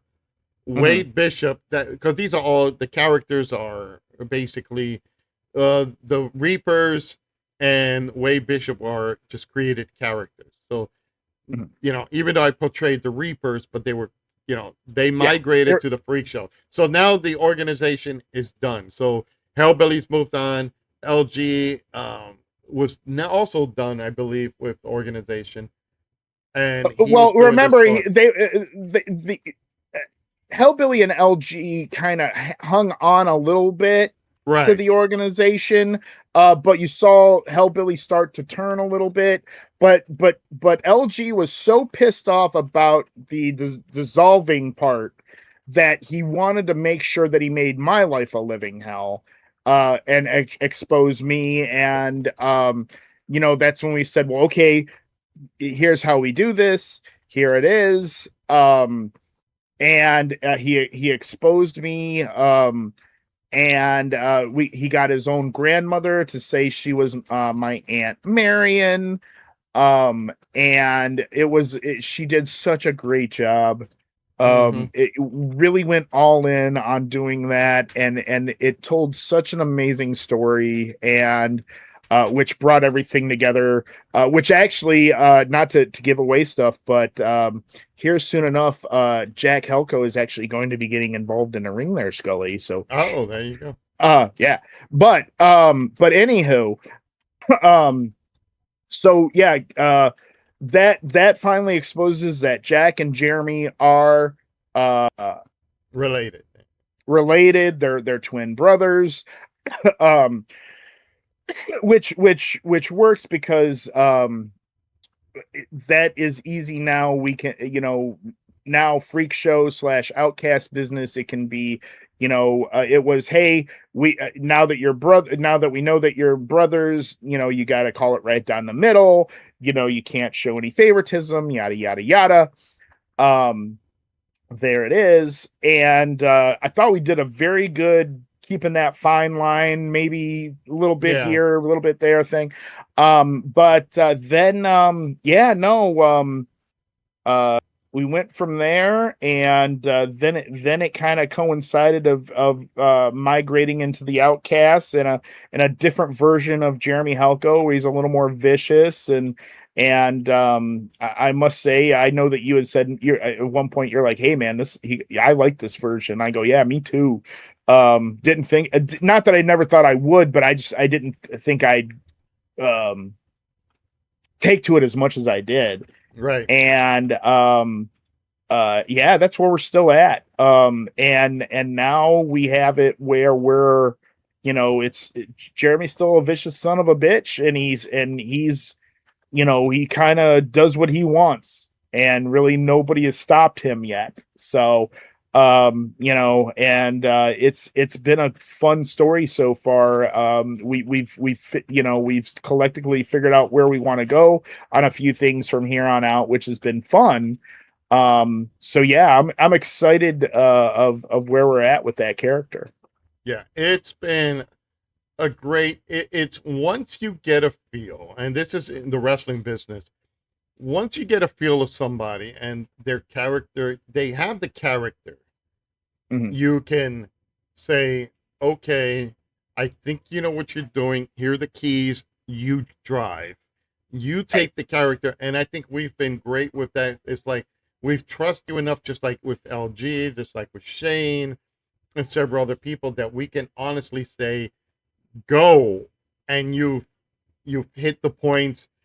You're like, hey, you know what? This is the scenario. This is who you're fighting. Hit me with something. And Right. you would do that, and Shane complimented you on that as well. It's like, hey, I appreciate that. Yeah. Hey, yeah, this is how it's so well. You could pick and choose the right stuff, and the videos, the promos, and then there was segments thrown in. Yeah. That makes everything like LG. I'll give LG the biggest credit. You've seen segments. I saw this man now. He's a grown man now. You've seen him be a little kid with his dad, growing up for this tag team. Now became a bad guy, joined the organization, become world champion. I mean, elevate each time. Yeah. And he is definitely a wild card to the fact of we've seen him grow up, right? And it's amazing from how much he has from TKWA to today. Yeah, and the creativeness that he backs it up. So, like you said, involving his grandmother, involving his dad in situation. Yeah. So we're gonna talk a little bit of your current persona, and I don't mean in WWO, but in the actual real life professional wrestling. But before we go there, we're gonna go over more WWO, folks.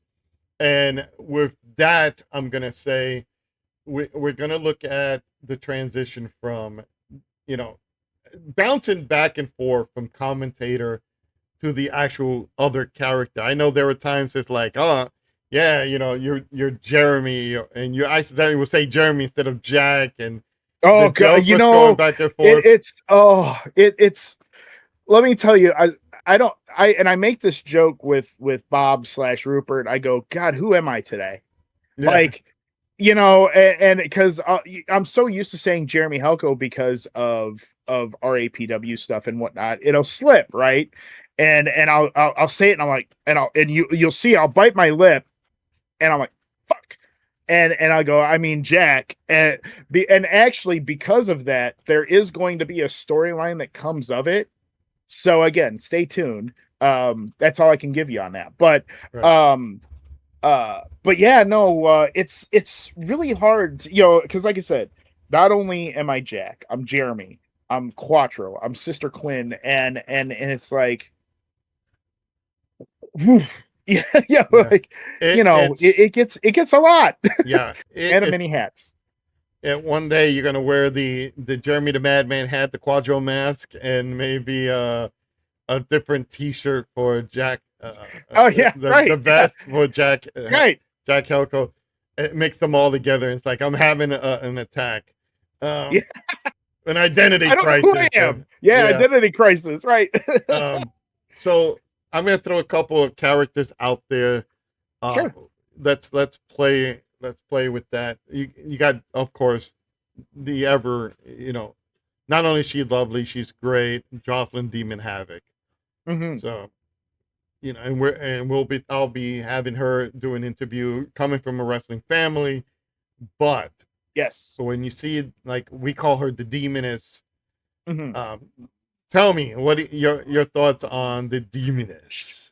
So the Demoness, let me tell you, that's another one that has come such a long way. Current WWO Hall of Famer, and deservedly so. She, whenever you ask her to do a promo, she does it.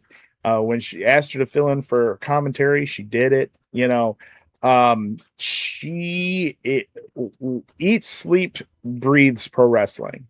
Loves the business. Her parents were involved in the independent scene in Michigan, and just I'll never forget it. Which not that it broke my heart, but I knew that she really wanted to get better when it was the October Women of Wrestling last year, and I when you guys were done, I messaged her and I said, how'd you think how it went? And she goes, I need to get better at commentary. She goes, I feel a little bit lost. And I said, well, honey, I said, Rome wasn't built in a day. you know I said, but we can help you with that type of thing. I said, so and she has done a phenomenal job. You give her a little bit of direction and she's right there. And because it's hard sometimes to think of great things to say and get some bullet points. Sometimes there's been times I go to Rupert, go to Bob, I go, dude, how do I attack this? I go, here's the idea that I have. How do we attack this? And he'll go, well, here, we should try it here. We should try it there, or how about this? Or here's something wild. Let's add this light, and ends up coming for some wild stuff, I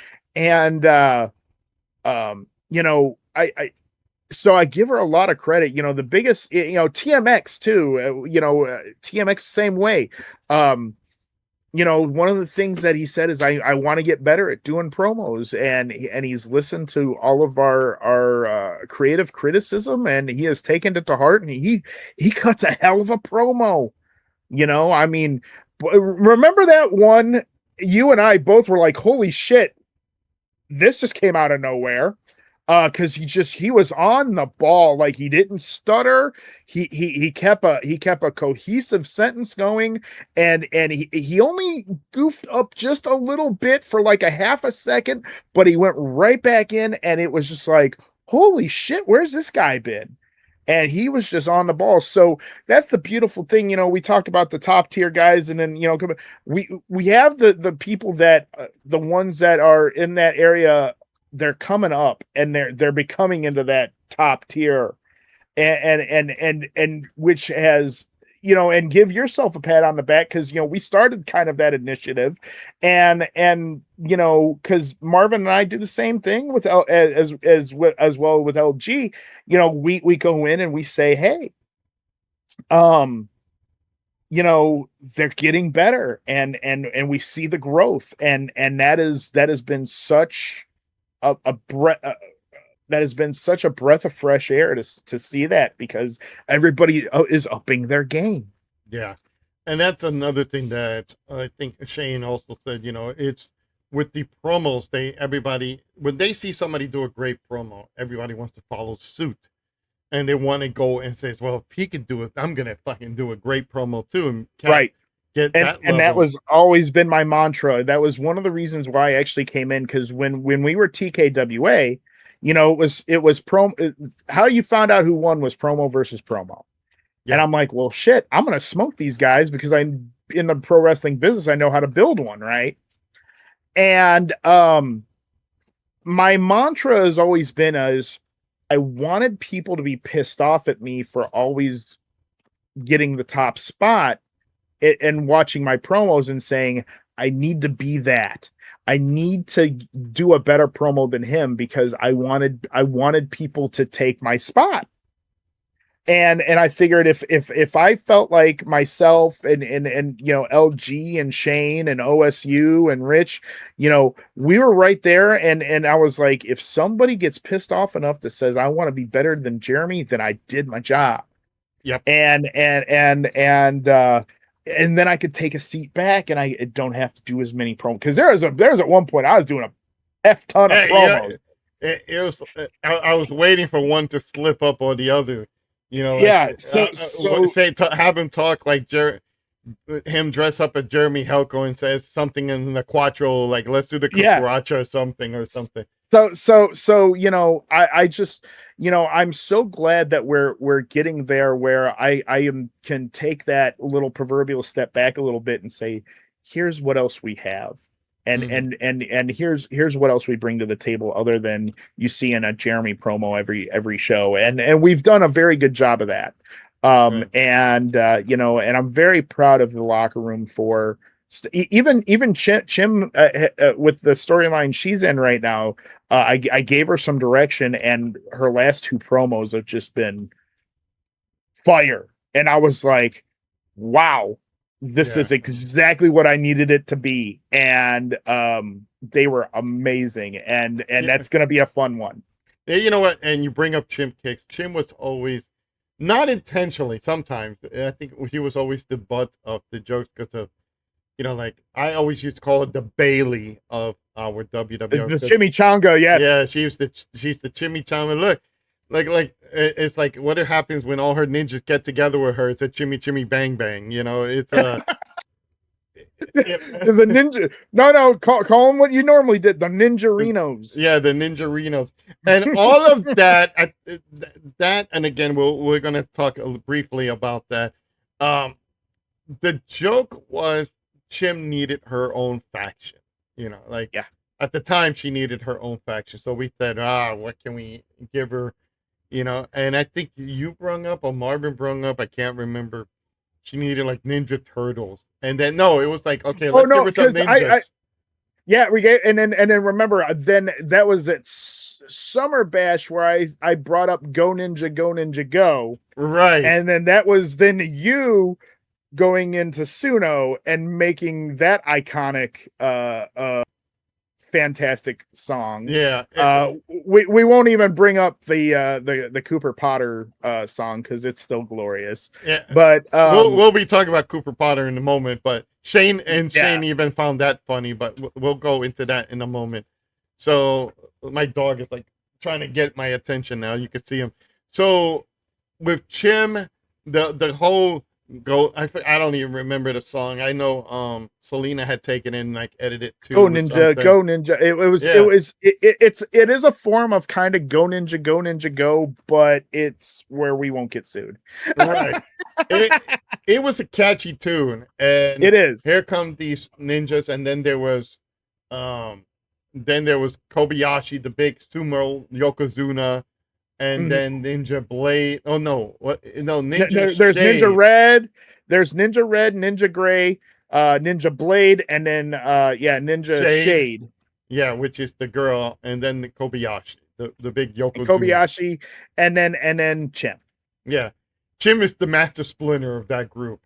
Yeah. So I used to remember her cutting those promos, and they were funny as hell. Stop, guys. So yeah, it was hilarious for the different settings, and Chim was such a professional. She enjoyed. Sometimes she would like get our ire, but she knew, we talked over and everything would be always, ironed out. because she is a great talent when Mhm. putting her mind to it and you give her directions and everything. I always Mhm. loved working with Chim. Um, and then the chimichanga jokes because her name is Chim Kick. So chimmy bang bang, chimichanga, chimmy this, and you know, each time it was just a matter of just making the damn thing, just getting something over. And she will carry it like with pride and like I am not chimichanga and all this something like that. So you always had that. Yeah. So real quick, folks, I'm gonna change something real fast. I'll be right.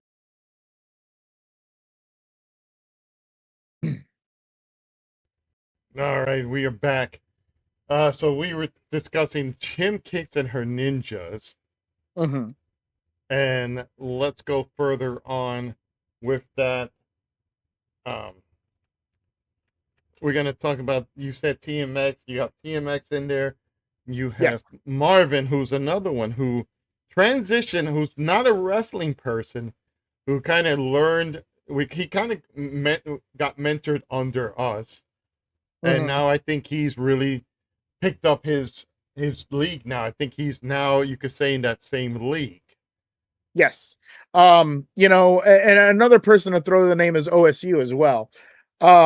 Somebody who is a super, super casual wrestling fan, yet understands the business, which is rare. Um, and yeah, no, everybody is has done so great with their promos and just up in the ante and making sure that people are entertained. Like I'm very proud of what the locker room has become. Yeah, exactly.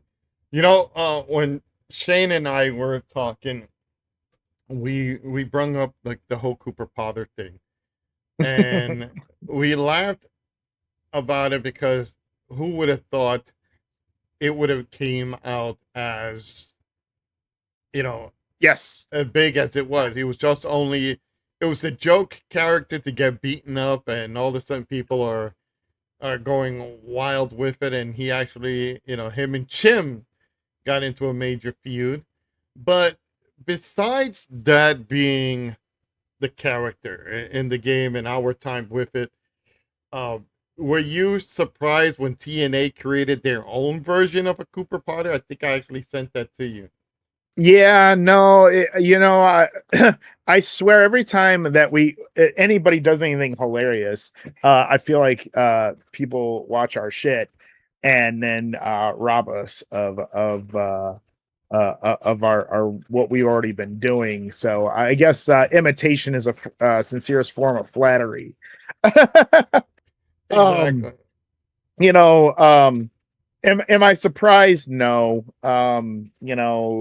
Just you sit there and go, well, we did it first. Yeah, it's hilarious because Shane was doing the Glee and he had his pinata Bruce, and now you see Iguana Man with his iguana. It's not a you know people see something and they think, oh, we could do that too. So taking it to the next stage level. And So of course you got Finn Balor with Demonito, which I thought was hilarious as well. yeah, Uh, and I found that funny. I'm like, what are they doing watching the stream? And like, okay, let's write this down. yeah, yeah. Again, I had that happen to me on my radio show when I was in college. I happened to play a song called Hysteria by Muse. And then literally 3 days later on the FM radio station up here, they played it. And I was like, oh, you guys listen to my show now? Yeah. Because up until that point, I never heard it, So yeah, it's unique when you see and to be honest, I mean, there's a lot of that goes around in pro wrestling, right? I like I said, I borrowed stuff from Bray. I took what Bray had, and I kind of I made it my own, put my own flavor on it, and people are like, no, this is actually a really cool, it's not a rip off, it's just another Mm. flavor, and you're telling the PTSD kind of It's a unique psychological part of story. it. Right. Right. It's not it's not a blatant rip off. Right. So I it's always done in wrestling, Well, you it saw happens. like Bray Wyatt. It basically was, I wouldn't say a ripoff, but it was similar to Mankind in a Yeah, a little sense. bit, and Right. even how Bray talked, which also kind of was like Waylon Mercy, Right. right?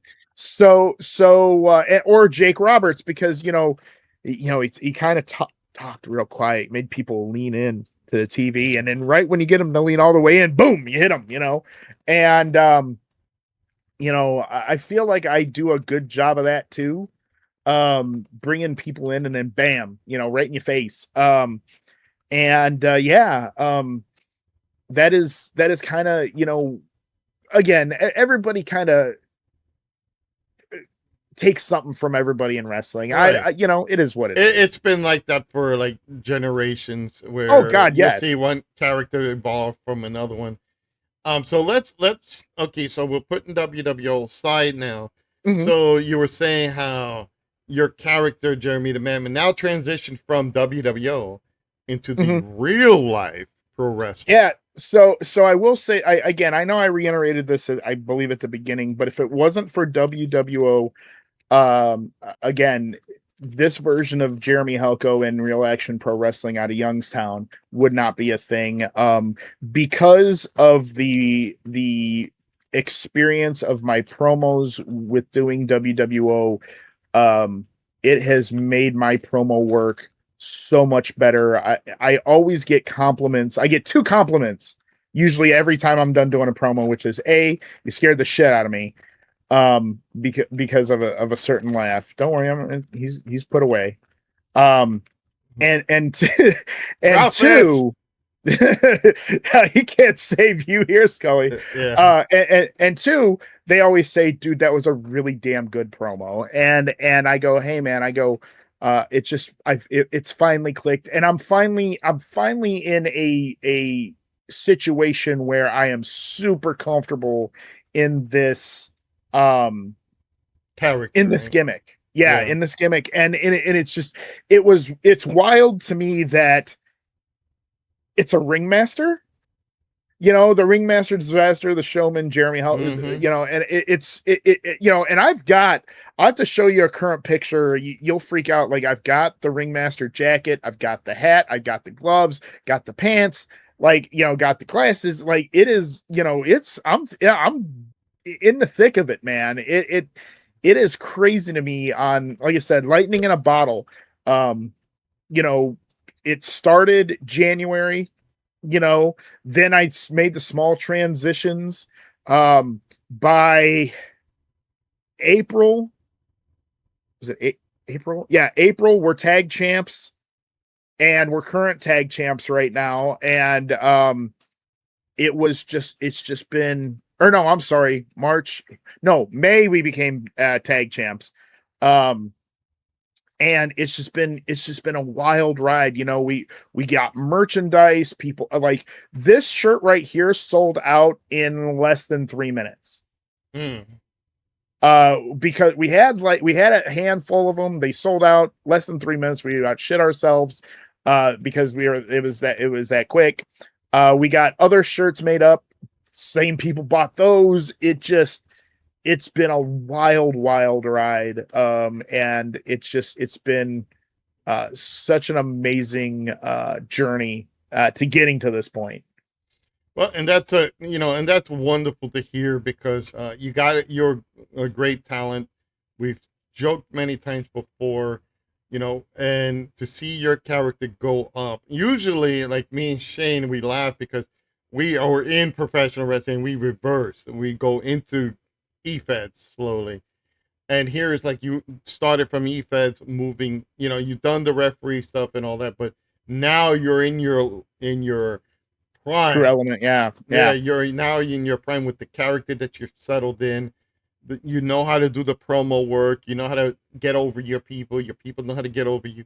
You got a theme that works, and people are behind that. And you know, honestly, it's all you. We've probably given you a little prodding, like, "Hey, don't do this, but do a lot of this, and keep going." So I think in that aspect, it is really, it's all you, man. You've taken off on it, and I'm very happy. It's like when people buy your merchandise, Mhm. that's kind of the, like, okay, yep, I'm checking that off on my bucket list, because you are, even if it's in your area or wherever, people recognize you and they know, Right. hey, that's Jeremy the Madman or the Showman or whatever. You actually have that, and that's a great thing to see. So, man, big props to you, bro. Keep going at it and Yeah. enjoy the ride, Yeah, as they it's say. been a hell of a ride so far, let me tell you. Yeah, no, it's been so fun, and now that I'm confident in it, I've taken a couple other bookings for other feds, and I'm just like, because I had reached out to a fed recently, and they were like, no, we really dig your stuff. What's your fee? I told them. They're like, no, that's manageable. We can do that. And I said, hey, I'll bring the sauce. Just let me know what you need, where you need me at. Now, I will say this: the guy on this side here is actually in that same, but he does a different gimmick there. So I'm like, well, I don't know what they're going to do with me, but we'll bring we'll bring the same energy and go from there. So I'm excited for what we're going to do with that, and even if it's just that first one is where they kind of just introduce me, and I just cut a small promo. Hey, whatever, that's cool. I'm in. Um, so yeah, like I said, WWO has definitely set me up for this, and it's wild to see the fruition of the whole thing, because we jokingly did the ringmaster gimmick as the freak show with me, and then again, now here I am pretty much doing the same thing in RAPW. Right. It's so crazy to me. You're actually living your video game character, which is fun. Yeah. It's fun. It's great. Yeah, if I was 6'5" with a skull face and long hair, I'll be fine too. But I can't do that. So you also do. I don't know. Do you still do your radio podcast? Oh yeah, absolutely. Oh yeah. We're still. I mean, I'm still, the asylumradioshow.com, every Monday and Wednesday, the asylumradioshow.com, there's a cheap plug. And still doing that, still doing WWO, still doing RAPW. Your own dude, game streams too. Yeah, and I'm on Twitch. Jeremy the Madman on Twitch. If you want to look me up, that's Madman with 2 N's. And yeah, still just, it's if I wasn't busy, I don't know, I'd just be sitting on my couch. So I'm glad I get to do all these amazing things and get to entertain, and I entertain on different ways. Radio, I hate to, as much as it's going to pay me to say, is theatrical with pro wrestling, but I get to entertain, and that's kind of where that's been my niche. Yeah, and that's one of the best things about it. As long as you're having fun, keep on that ride. One thing before I let you go, tell us a road story. Have you ever experienced any road? You gotta give us a road story, Jeremy. Yeah, absolutely. I have quite a bit. So one of my favorite ones, I was going to Erie, PA, for a promotion, PWX, Okay. out of Erie, and we were getting there, and we were almost there, and I had missed a turn, and I went in through a parking garage that was, even though it was open on both sides. It was closed. Okay. So I go, oh shit, I'm in the wrong area. So I got out of there and I went up the street to where the venue was and I parked. We get ready to get out and the lights are, I boo. And I was like, what the hell did I do wrong? Like I just parked. What the fuck? So this dude gets out and I look in the back. I look in the rear view mirror. This motherfucker looks like Shelton Benjamin, this cop. Right. And I'm like, oh God. So I'm like, all right. I'm like, officer, what I do? And he goes, oh, you went through there. I go, officer, I said, I'm from Ohio. I said, I missed a turn and I thought I could just go through there. I apologize. Right. And he was kind of, he wasn't being an asshole, but he was, doing his thing there, kind of puffing his chest and okay. So he goes back to his car and John Bouncer goes, look at this Shelton Benjamin. Now, and he said it kind of loud. He goes, look at this Shelton Benjamin looking motherfucker. Ain't no cuffing me now. And I was like, shut your fucking ass up. I don't want to go to jail.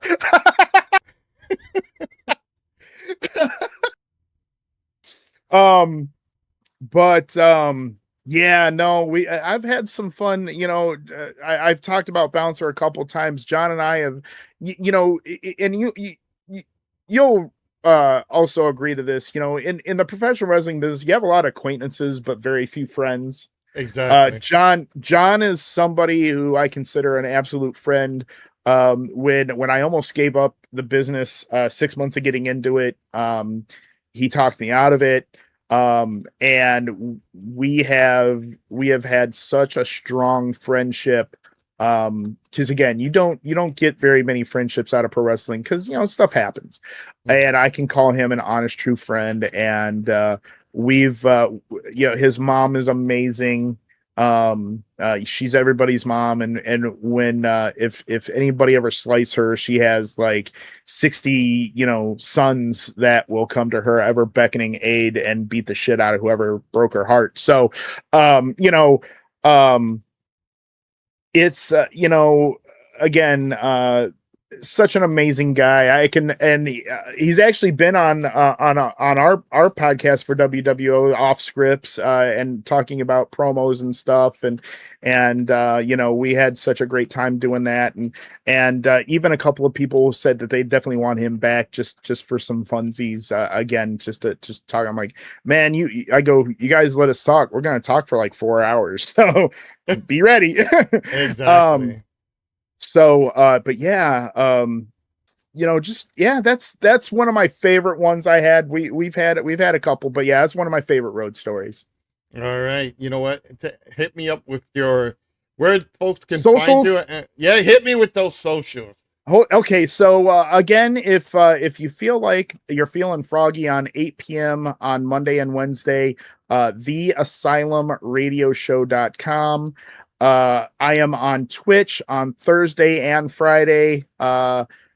Just look up Jeremy the Madman, JeremyTheMadmann on Twitch. And then also, if you want to follow me on TikTok and Instagram,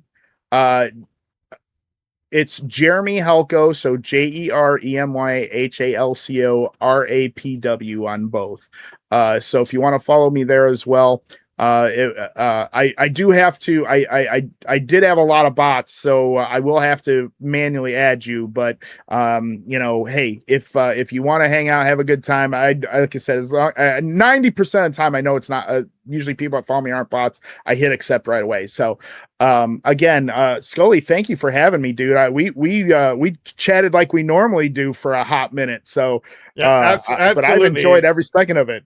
Yeah, and just to get you to laugh, just to get you to laugh. And I said this before, there's people that you can tell a joke and they laugh. And then there's folks that when they laugh, it makes everybody laugh because you could tell it's heartwarming and it's sincere. And it's like, it's like the old school saying. It's like a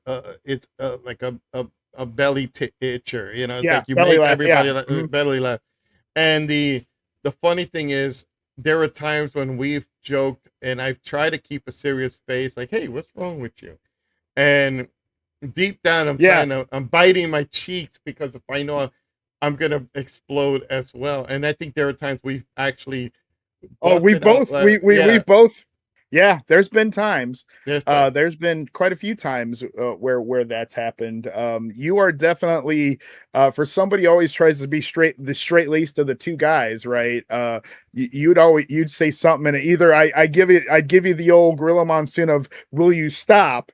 Yes. Or you would say something and I'm especially those goddamn hardcore matches just because of all the bum fuckery that could have gone on in those things, which still happens in 2026, the Okay. WWE 2K26. There are some goofy things that happen, especially the first couple of patch updates. Yeah. Most of the But things I think we've laughed so hard, or we tried to cover up and it doesn't work. Whenever the table, I think, explodes or something, and it's like twisting all over the place, and it's like, look, the yeah. table's attacking back, some shit Yeah, like that. no, it's completely goofy, like what we've had. But yeah, no, man, it's been an absolute pleasure being on the show again. I appreciate you asking me to do this. And Scully. Oh, there's that laugh again. I thought I'm not even in that studio. I was gonna wait to the end, man. Usually you say cut it now, end the stream, but no, we won't do that right now. But folks, make sure you check out Jeremy the Madman, awesome guy. You know what? You didn't hit me with the WWO addresses. They're Oh so yeah, yeah. No, so it's WWO online okay. is us on everything. So appreciate that. Yeah, God, my mind's so I'm starting to get like you, Scully. Holy shit. I can't help but it's funny because I'm trying I'm losing the weight, building up my body now again, but my brain is still like it's lost in la la land. Sometimes I'm like, huh? That, and I get like so many people now. That's why, I've had like Selena, I've had a couple wrestlers come up to me and say, hey, do a wrestling podcast. So that's why Turnbuckle Talk. And if being in the business, you go in the corner, you talk to your partner. That's a Turnbuckle Talk. Yeah. So that was it. And then it was the paranormal, something that I always wanted to do. And I finally, somebody said, hey, do it and let me see. And, we started out with something simple. I got now the equipment together. Perfect. And locations, scary locations. Are you into the paranormal by any chance? I do have a story about that actually, and it actually includes me in a wrestling ring. So Really? we can end the show on this Yes, before we we'll end wrap the things show up. on that. So the night that my grandfather passed, I was at a show. And the whole week, he was in hospice. We didn't know when he was gonna go. And I was like, no, I'm not going to do the show. My mom's like, do the show. You can't do anything, while, if he goes, I mean, you're just, you're just going to be a mess. So go do the show. Okay. So I'm doing this tag team match. It was for the titles. John Bouncer and his tag partner Kurt Fury, were getting ready to go over for the tag titles, and there was a spot that Kurt was like, "Hey man, there's gonna be a spot. I'm gonna go up to the after the double down. I'm gonna go up to the top rope." He goes, I'm gonna do a fucking swanton, and I'm gonna do it, and I'm gonna go over your shoulder." I'm like, all right. So we're doing the deal. Da, da, da, da, da. Okay, double down happens. I start looking, and so my back's to him, right? And something told me, hey, take 2 steps to your left. As I did that, here comes Kurt. I look, I literally see his face right here. Like him and I could have had a 2-second conversation, right? And he flies over my shoulder, hits that swanton, boom, 1, 2, 3, bell rings, new champs, right? So I've been paying attention to my cell phone, and I got the text, your grandfather passed. And so I'm like, so I asked my mom, I go, Mom, what time did he pass? And she's like, oh, about 8:30. And when I did the time in my head, that was about when that match was going on. So I think that was him saying goodbye and saying, hey, don't hurt yourself, dumbass. Yeah. Kind of protecting you at that last moment. So yeah, that's my creepy paranormal story. And mixed it with wrestling, which is incredible. How wild is that, right? Yeah, that's awesome. All right, folks. For myself, Joseph Skulldron Knight with Jeremy Madman McMuffin Mc whatever McGriddle for the showman, for the Madman, for everything else. Jeremy, thank you for being part. And folks, thank you. We'll be back with another episode. Take care.